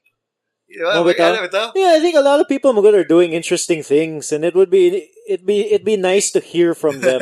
More magid na. Where can people find you online by? Right. Well, on Instagram, my sign is at PAW_ready with an I. REDI. Yeah, I will link to it in the show notes. Yes, cool. And on Facebook and Twitter, on Twitter it's still at PowReady as well. And then on Facebook, you can check out my personal Facebook is facebook.com/PauloVarela. Paulo Walker. Pagyapon ang sign. But by the way, that name I haven't used that name in so long. And that was your that was radio my name, no? yeah, that was my radio name. Quick question: Why did people have radio names before? But I don't know, man. I guess people got used to the idea of old school radio, of people having an air name. Because for me, it became a good way to differentiate myself from being Paulo, me, and Paulo Walker, the character. Because it really was a character for me. Because I approached radio, it was my personality, yes, but I had a certain treatment towards it. Okay, especially the show I had. The show I had was Bastos, man. Okay. So listen, Gail. I mean, I'm not like that in real life. I mean, I wasn't Bastos, but it was more like the boys' night out thing. I wonder if people had confessions. Yeah, but like the boys now, those are like that's the real names. Yes, yeah. Those are the real names, though. But they got sikat because of that as well. So, but at the same time, the name I had, the station gave it. It wasn't my choice. It wasn't my. I think the Monster Radio was doing a Fast and the Furious series of events at the time. Momento sikat kayo, and because of Paul Walker, they was like, Paulo Walker. Okay. I stopped using the name because the guy died. I mean, R.I.P. Rest in peace to Paul Walker. But I can't use that name on the radio or anywhere. It's weird. Do the local radio stations still do that? I think not anymore. I think people... Well, some do. Like the people from Magic, they have different names. But it's one name. Still air names. But some na lang. Not the ones who are still affiliated with the older time radio. Yeah, because now I guess with social media, it's like everyone, yeah, like it's this is who this person is. like listen to Jiggy Junior, Jiggy, Jiggy's Jiggy, but that's true. Jiggy Junior. Was he Jiggy Junior before? I think he's always been Jiggy. So he. But I think, is he really a junior? I'm not sure I should ask him that. I know, but he's been Jiggy. Sorry, like he's been Jiggy. Like even forever. Like the night. Yeah, but Jiggy he started Junior, a while ago, diba? I think he started as Jiggy Junior. I don't know if that's his Junior real name. Okay. Junior Gitsa. But Nikolai from Magic, he has an air name as well. Like Lain ba? I guess some people like Indy from before. It's Andy. Andy is Indy when she was a Monster. I think now she's Morgan or something. So they still use air names. They still use air names. But more are the ones who are from radio of the past. I've always wondered about that, because I think it would benefit you personally if you to use your real name. I know. Okay, I saw it like I use my air name on the radio for radio, and I use my real name for live events. Yeah. I'd introduce myself as Paulo Varela na. So, please check out as well. We have the Black Straw Prod on Instagram and Twitter and Facebook. So, we have a lot of upcoming events for the summer that people should be listening about. By the time this comes out, we have a gig tomorrow with One Click Straight, Route 83, the Lab Rats, Scipio Times, and Mandawi Nights. It's happening tomorrow. March at 15. Draft Pack, March 15. Pretty intense lineup. I mean, if you think about it, Lab Rats, they're only here for a while, so make the most out of it. And then One Click Straight is a band under Eli Bandia's label Offshore Music. So we're really thankful to all of the partners who've been putting this together as well. So looking forward to a lot of events. More of those gigs. That's the plan. We also plan on doing. This is actually a start. Like I mentioned when we started, the thrust of this is really more of a pop-up. We want more pop-ups to happen. Pop-ups in the sense that no promotion, no target, just uy na event unyang gabi. What? Uy, tukar up dorma doon sa gani. Like intense pop-ups, like something that we would leave the jaw open, like, what? Naday ni karon, like mabuang ang tao gamay ba? That's what we intend to do. Like because the inspiration of that, I don't know if you remember this, man, but early in the 2000s, there used to be like the text brigade for parties, house parties. No. People would say na, meet up at Bo's Coffee Ayala, where Krispy Kreme is now. Bo, I think that was Bo's before or something. Or there was a Bo's there somewhere. Or like a coffee shop somewhere. meet up there, and then there would be a coaster or a van that would pick people up How was that a to thing? a random house. Yeah, man. Kada early 2000s, Grabe. college mo ko in Manila. So, Yeah, probably, man. I didn't catch that. I was still in college then too. I was probably maybe 2003 to 2007 or 6 or something like that. There used to be those. The people would announce something through text. Meetup would be here, and then it's a random house, a nice house with a house party. Oh, Like, ba? whoa, intense. Like, whoa, whose house is this? No one knows. Who's the host of this party? No one knows. There's just a party going on. There's free food, free drinks. Like, intense. And that there used to be a number of that in the past. And that's something that I think there might be some of those still nowadays, but it's on the down low. But it'd be nice to put that together. Little pop-ups like Yeah, that. no? Right, so we hope to see everyone listening to Yeah, just all the follow activities as well. Black Straw Prod, and then you Right, guys right. announce it there, right? Right, yeah, we will Okay. be. Because any manner of support, if you're listening to this, you're already supporting that as well. Yeah. Any manner of support is a big way, is a part of our culture, our local culture here. That's really what we all stand for. We really want to push Cebuano culture, Cebuano music, Cebuano artistry all throughout the country. So that's really what we're standing for here. Even this, what we're doing right now, that's a branch of identity. 032 is 032. Well, yeah, we try. It's all for Cebu. It's really all for Cebu. It's really. Right. I commend you for that, Carl. I commend you for that too, man. For what? For 032, Oh, man. yeah. Seriously, yeah? It's lingaw. No, Diba? for me, basta this podcast, it's been for me, with 032, we started out, Munggod nga, we wanted to do something kanang to promote the culture, and then it turned out to be quite difficult to do kanang, because we ended up doing like a lot of like restaurant features, that sort of thing, which is fun. It became like a magazine output. Working on ba? Yeah. And then I wanted it to be more about the culture, about the people. And then doing that via writing, like the New York Times profile, that sort of thing. It's really hard. Yes, it gets tricky. It's content. Mo bitaw. Content is tricky. I found it so much easier to just sit down in a room and just talk na lang to a That's person. nice, man. It's nice. It's nice. Such a nice manner of taking input from many different aspects of Cebuanos, many different Cebuanos. Yeah. So, Lingaw, good Yeah. job, man. Way to go. Alright, thanks, bye. Panalo, Yeah. thanks. Bay, Paul, sus na ko kayo sa mo, bay. I think for the first hour or something about the whole music, wala ko nag-record. It's cool though. I mean, what do you I want? got the part, katong I started recording na, when we started talking about you. Yeah. Well, VISPOP wala kayo. So, the VISPOP, wala naman. So, okay ra. I don't mind. Ikaw, You what? You'll talk about it? What do you mean? do you want to talk about it quick? Whether right? Sige ba eh. Look, I think that's a important thing to discuss. Kadiyot lang. So, sige, so, Sige daw. I'll just fit it. I might just include the whole thing, honestly. Oh, diba? Pero, sige, let's talk about the VISPOP because I screwed up. Honestly, the first time this has happened. No, but we went at it. We went right at it. Right at it, but yeah, I think it threw me off. And we just enjoyed the conversation so much.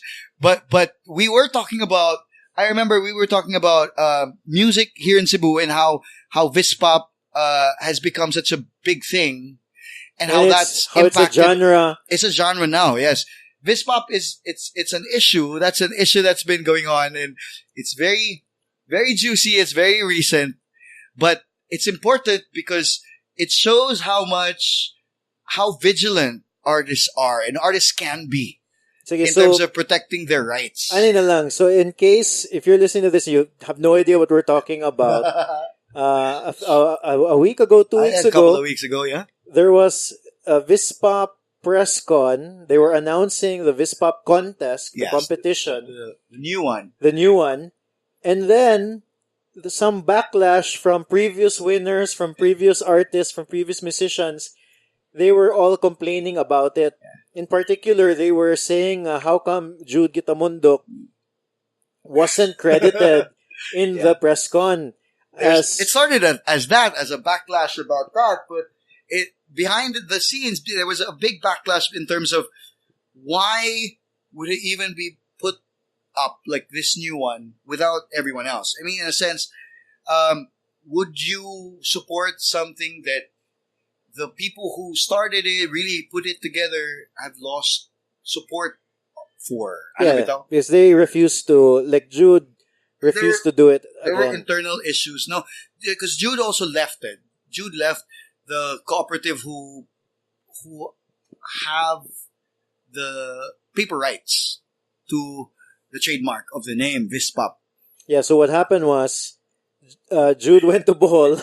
If you haven't read the If statement, you haven't read his statement, I'll link to everything. He has 2 statements on Facebook, and then so juicy, we just had to talk about it. yeah, and then we have to talk about it again. I'm so sorry. No. But Artistco also had a statement, no? Well, and then who Jude and everyone else, they were part of. they were part of that, before, yes. And then so VISPOP was this competition that Jude. It was his intellectual property. He started it. Which it no was one his refutes, idea. by the way. No one refutes. Yeah. Everyone knows that it's his passion project, and I mean, it snowballed into such a beautiful movement that everyone understands you can't own something that has been beneficial for everyone. Yeah, because what happened was Jude went to Bohol, and then there was a venue there, and they're like, "Hey, let's have a VISPOP night because you guys are here." I think it was Jude and Jerica Teodorico. Yes. And then because they were doing a songwriting workshop as well. Oh, was it? Okay. So they're doing a workshop, and then a venue thought, "Hey, let's have VISPOP night." Might as well do Advertised it as VISPOP night, and then all of a sudden the venue got a letter saying they're infringing on a trademark, which is VISPOP.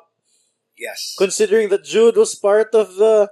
He coined the name. He coined the term. So he was in that gig, and he was like, yeah. Huh? What trademark are we talking about? So that became a big issue on the local scene. But like what we mentioned, it was all whispers and hushed tones and small circle These are all discussions. private conversations. But it just reached a boiling point, I guess, especially with the new implementation of the planned VISPOP, which by the way isn't pushing through anymore. Let's... Yeah, I think just to clear the air with Batch 85. Batch 85 is the one that handles Binibining Cebu. Their batch, in all honesty and all righteousness, they really just have the best intentions, I think. And to put the Bisayan language and songwriting out there, like to push tourism towards that as well. Same way that they took over Binibining Cebu because they also wanted to ideally transform that platform.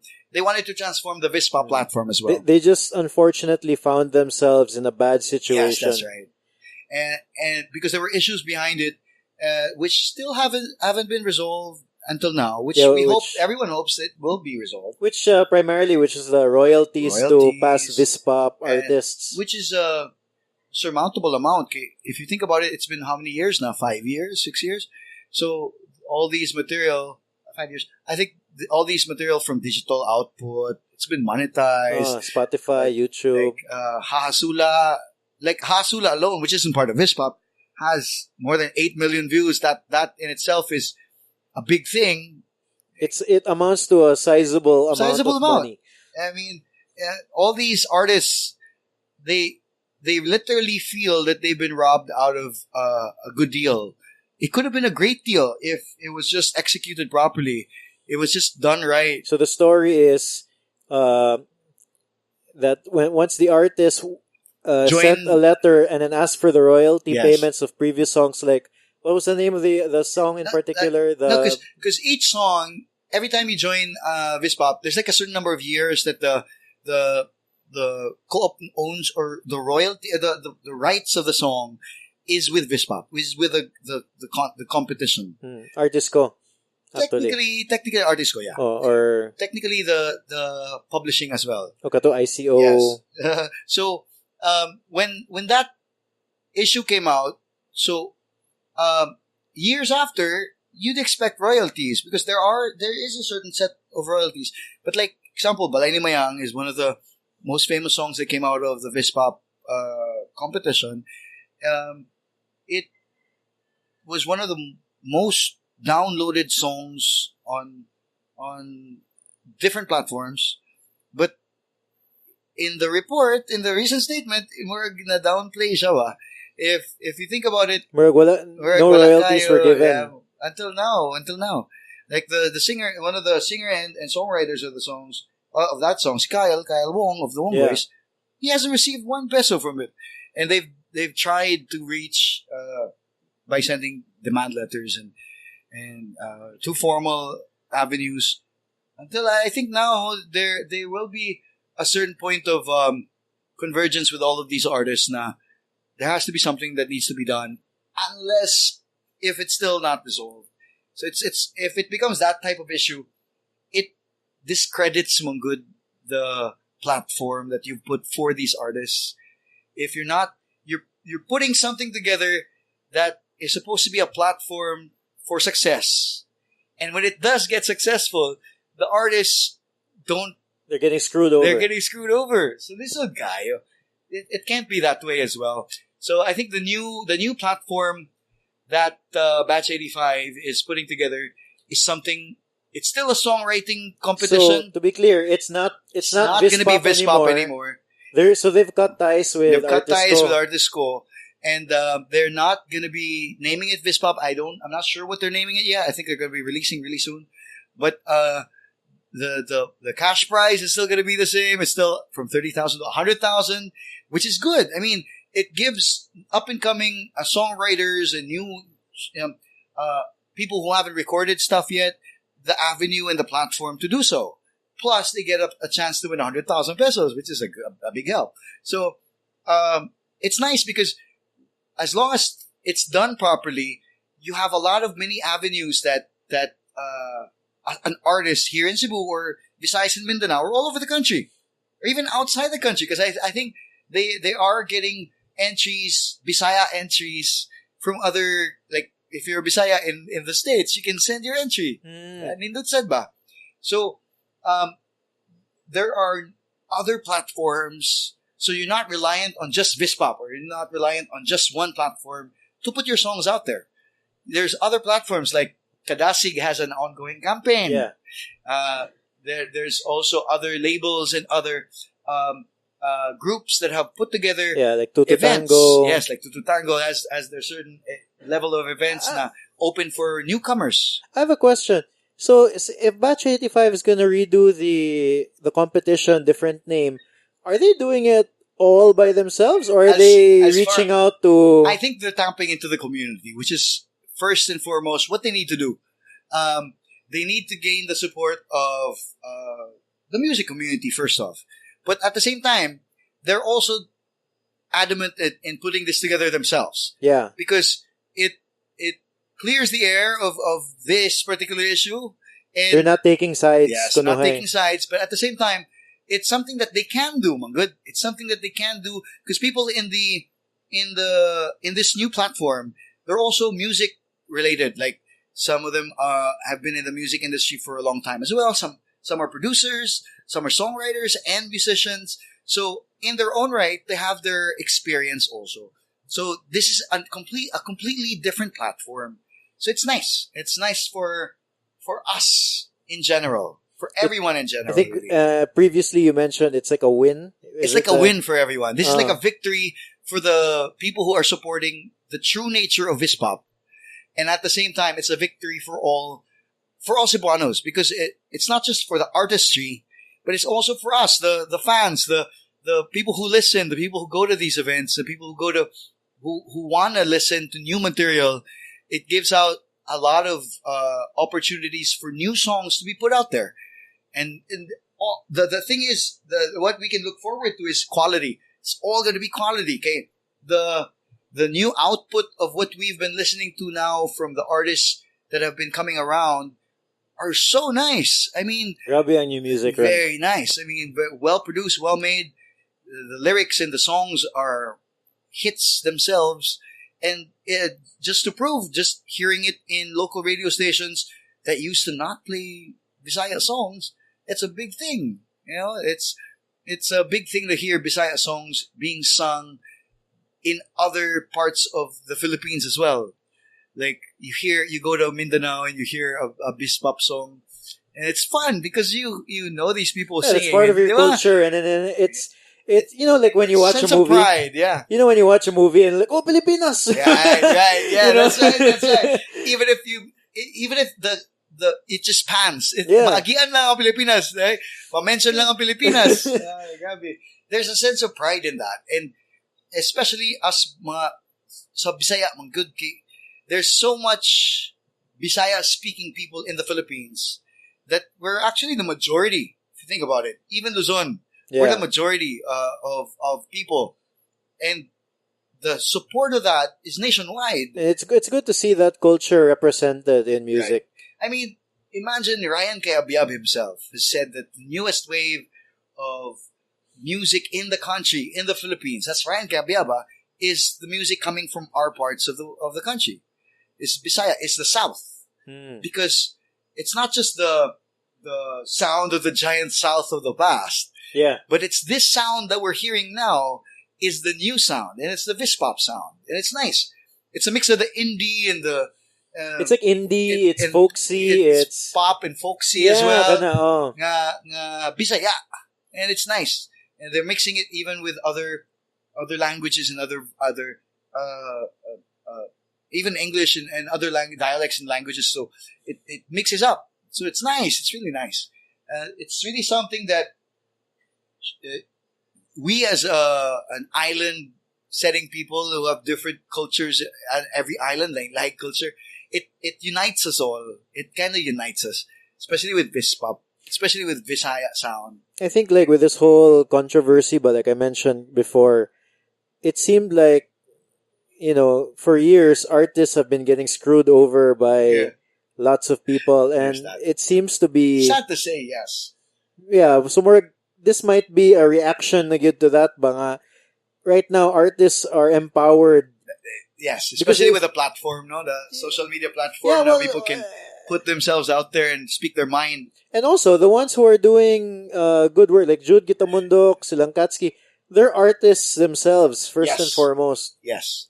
And then it seems like they're looking at the best interests of other artists as well. They're really great pillars also, and mentors and influence and they're like real influencers if you think about it. Like in terms of the music scape here in Cebu, they branched out and did their own things. They've done their own things, and it's actually helped us a whole lot more. Kadasig and Tutu Tango and all these other outlets, it's helping the scene not just survive but thrive. It really does, and it's a big help to all of the bands and all the musicians here. Okay, all musicians really need is a good place to put their output in. Okay, no one knows, like, if you have a good song, but like, you can make a good song in yourself in your room, but to put it out there is hard. Yeah, and if you can get help, it's a big help. It's a big help. And Mona, it seems like if you know who to go to that's for that help, an advantage. But at least now as well, depending on the genre, who to talk to, how you're gonna put it out there. If that, which is why collaboration and influence is really, in terms of your network, is really important as well. If you're a musician, that's something that you can't disregard. Well, I find that I found that just being in music, your network really just, like we mentioned, expands. I can't, both of us can't place exactly when we met each other, but for sure it was because of music in one way or another. Alam to, it's the same way. It really opens you up to different aspects of people who have different scopes of life also. Okay, music really unites us all, where it really does. So these venues, the venues that have been sprouting now because of the venues that we've lost in the past, because people used to converge in in these venues, these band places, these gig places, and now these places are gone, but new ones have popped up, and it's nice because we still have that collaborative mood. People still want to go to these places. People still want to check out what's going on, and people still want to be part of the local scene. Otherwise, such a boring life. It really can be. You really have to be like, you have to check it out. You have to know what's going on as well. There's that Well, it's too. a big part of our culture. Like, you get a real sense of current culture just being in the scene. In the scene. And there's so much behind the scenes talk also.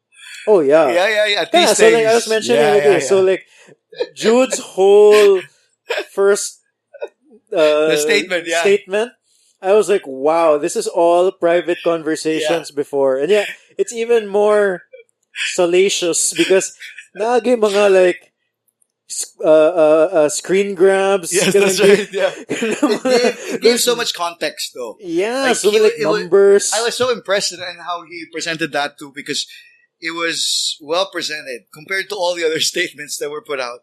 It was very well argued. So it really gives you the idea of why he spoke up, because he was just gonna keep quiet about it. Oh, no, as mentioned, it wasn't him. It Just wasn't had him. In the start, everyone else was talking. It was about everyone else. It was all the other artists, and then they were all tagging Jude. Oh, All you tagging should. Jude. Yeah, diba? They were really. Well, you should really give him credit. And then I think he felt compelled. And then artists go release their own statement, which I'll be honest was basically did not address anything and was just pointing fingers. It was. I'd have to say they tried very well, their best. Especially now, knowing the outcome of all of this, it really could have been handled so much better on that side. Because on this side, the community side, which we're on, by the way, the support was just outstanding. It was just, everyone was so vocal. There were times when we even had to redirect the attacks because it was just scattered. Everyone was just throwing their opinions at anyone, to a point that nagansag na among ba. But to a point, but literally you can feel how much support there is for something that people are protecting, because they feel that it's also their own. Like they feel it is their own. It is. VISPOP, even if they're not part of it, even if they didn't make it, even if it's not theirs, they feel the right to protect it, because they know how awesome of a movement it's been for music, for our music, and they relate to that, and to have this issue becoming the issue that it has been, it's so easy to spot. Sayop mo na, sayop mo na, and people are vocal. Honestly, it's breaking my heart a little bit, because being in music before, I mean, I know we're trying our best not to name names, no? Yeah. Pero, but it can be that way. But like I am like legit fans Nah, of. I remember I have this chat group with the guys from Rescue a Hero. And then I think it was McCoy. He really said something like, wow, with this whole thing that came out, it really reshapes the way you listen to their music. And then we're like, he's trying to be like, he's a fan. I'm a fan. And at the same time, you're like, it taints it na ba? Yeah. Unfortunately, I mean, you There's would hope it doesn't. It's also a matter of perception, my good. Okay, because of this issue also, the context and the perception is different, because diba, some people are even asking, gamay ba kayong Cebu, ano mag-away-away pa mo? It's because of context also. It's a matter of context and the issues behind it. No, it's away-away because one side was unfair Yes. and the other side was screwed over. Easily said, yeah. Even before, we used to have that. And even mga banda-banda sa una, we still have that. But it wasn't as systematic and as it's so organized, because the scale of what these guys are doing now and what they have now, it's huge, man. Good. The movement is huge. kita-kita rabi to sa una. We just had our own things going on, and whatever struggles this band would have would be within their particular structure. Like you would hear about it Yeah. and you're like, oh yeah, hinay-hinay ka when you're Yeah. dealing with that Yeah, guy. yeah, right? And you get context from other people. And we didn't have Facebook. Yeah. We didn't have that platform to just put it out there. Now everyone has it. So it's such an easier way to check and balance Oh everyone. yeah, that's right. That's right? right. Especially here in the scene. Yes, the scene kamera ang scene. But daghan ang tao sa scene. So if you do something wrong, it sticks.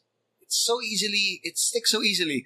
Like I know which people and which bands and which artists I want to work with. I know who I do not want to work with. Nasa na. Yeah.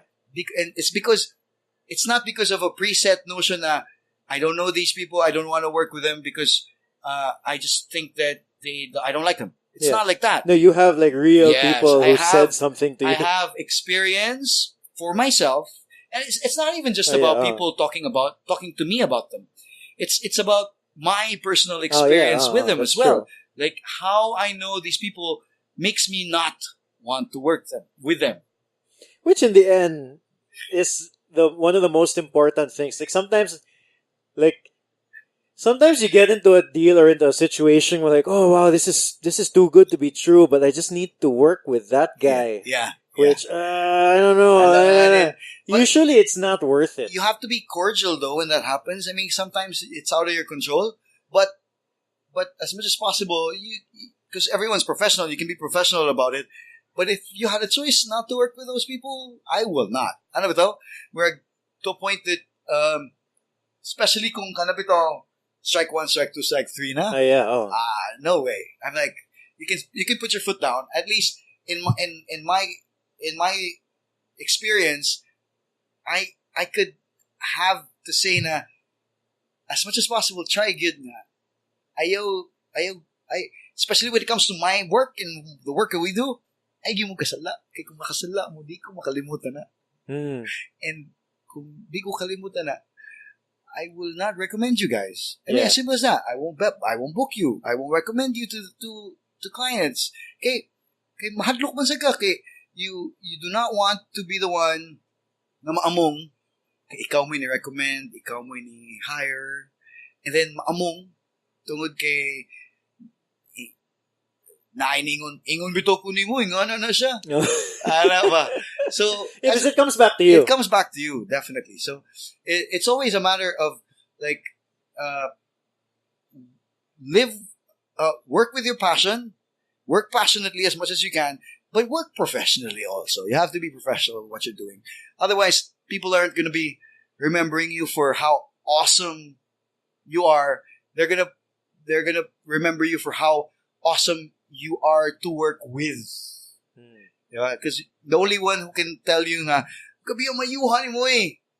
Or people who are blinded sa behind the scenes, if they don't know you, Yeah. like, Pabilib lang. pabilib lang ba? Oo. But if they really know you for how you are, because that's really how you are, they'll tell you for it. I was thinking about it, but because you are actually in a unique position. Like you're not a musician, you're not an artist, but like but you're definitely part of the ecosystem. Yeah, I feel like an outsider looking in all the time. Like I think I mentioned this earlier. Now I'm a fan first, so I love the experience of announcing the band's names, like introducing the bands. I love that. I love it. I love it, especially when people are so excited to have the band perform already. Okay, I respect the band so much, the performers that I'm introducing as a host, that I want to give it justice in terms of the hyping the crowd up and getting them excited to your set, to your performance. Okay, I'm a fan first, so I want to work with you because I'm a fan. I want to watch you. I want to work with you because I want to watch you too. Ano ba ito? Wag nasa gawa na. There's that experience also. Not just the behind the scenes part, but on stage part I like that too. I get to work with the bands and the music scene and the artists here because we always get to work with not just particular types of bands, a lot like a huge variety of artists and entertainment here in Cebu. So we know na who we work with, we know who to recommend, we know what to spot in terms of bands and performers. Kana lang, example, like Never Be Late, I mean stuff like that. Yeah. Easy It's going stuff back. like It's that, going right? back to like Exactly. the simple, easy stuff. Yeah. Like, simple, easy stuff of being But a pro. yeah, but unfortunately, not many Right? people do. You can be a rock star all you want, right? But you have to be pro about it, right? Yeah. Because I know some, like I mentioned, I think I mentioned to you that I once did a bamboo. Oh yeah, yeah. I was talking for almost an hour, 55 Yeah. minutes about That was it. That was That was recorded. it. That was it. We talked about that, but that's bamboo.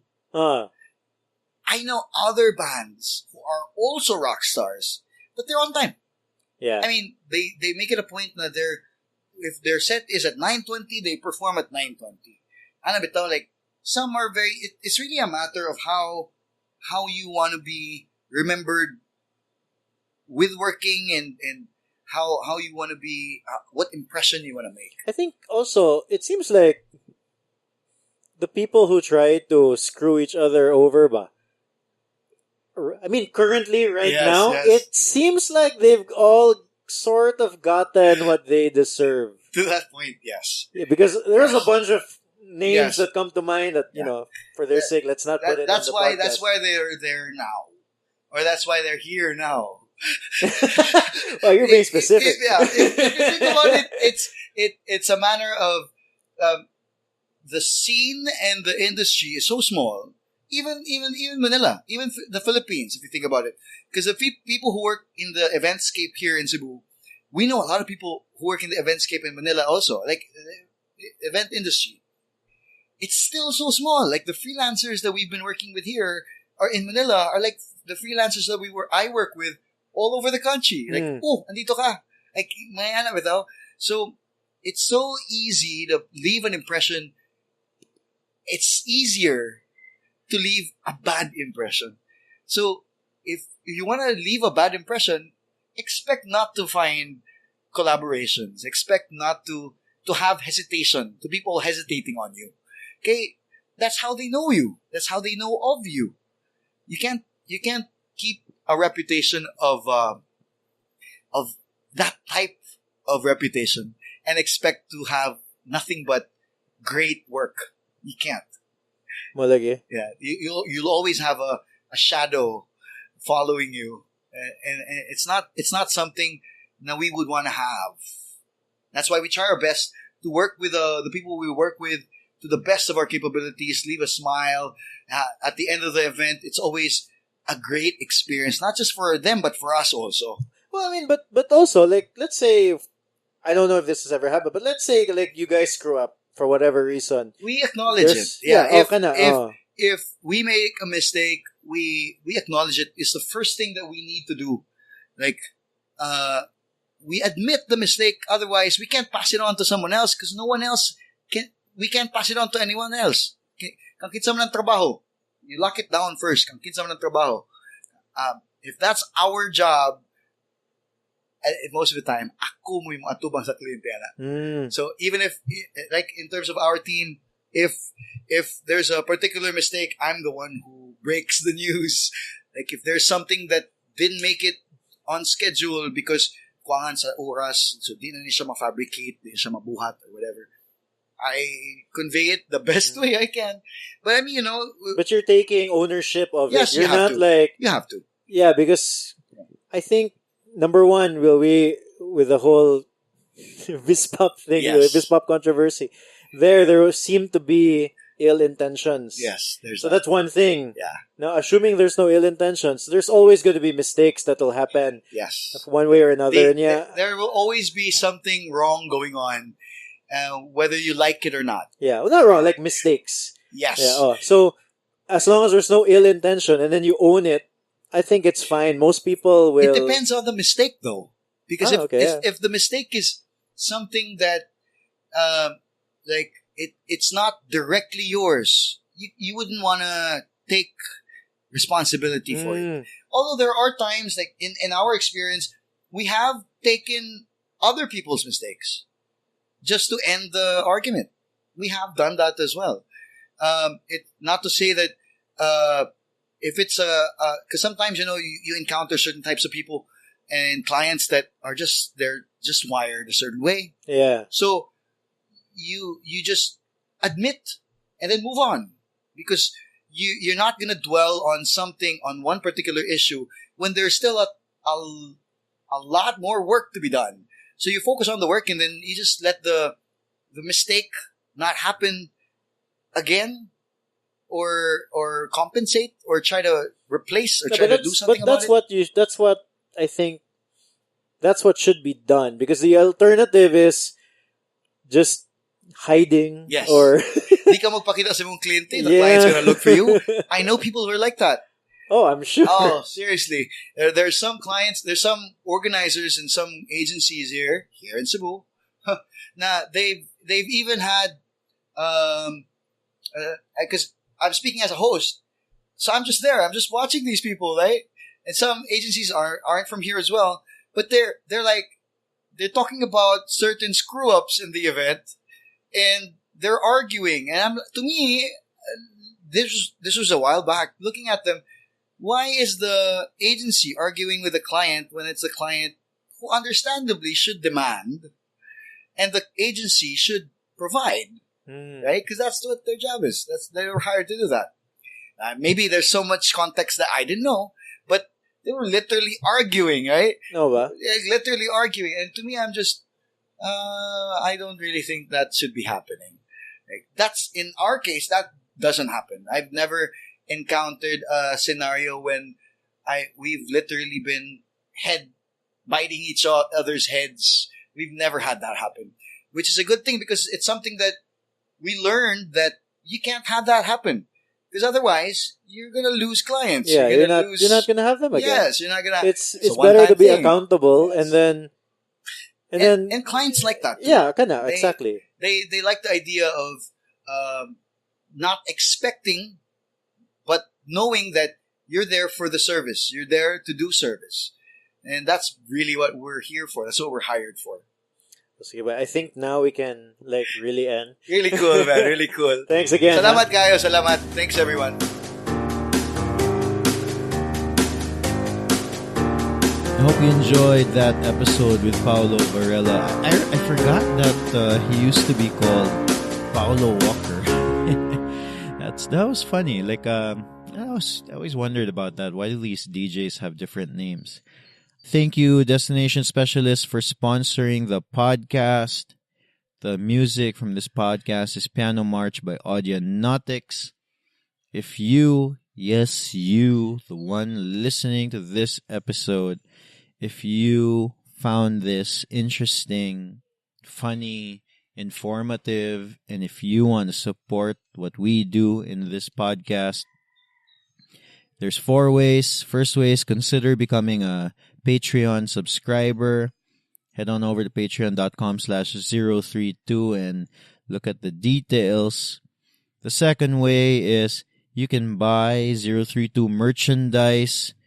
You can head on over to assembly.032.com. We have a lot of 032 stuff and a new release in the next week or two. And the third way is just share the episode on social media. The more listeners we get, the more likely we continue to do this podcast. And the fourth way is to leave a rating on iTunes. Tell iTunes that you like what we do so that iTunes can recommend this podcast to more people. Here's to more episodes. Here's to making the culture, the creative culture of Cebu a better place. A place where no one stabs each other in the back. Or at least less people stab each other in the back. Or at least if you stab somebody in the back, other people will know about it. I think we'll end there. Stabbing people in the back. See you next week. Cheers.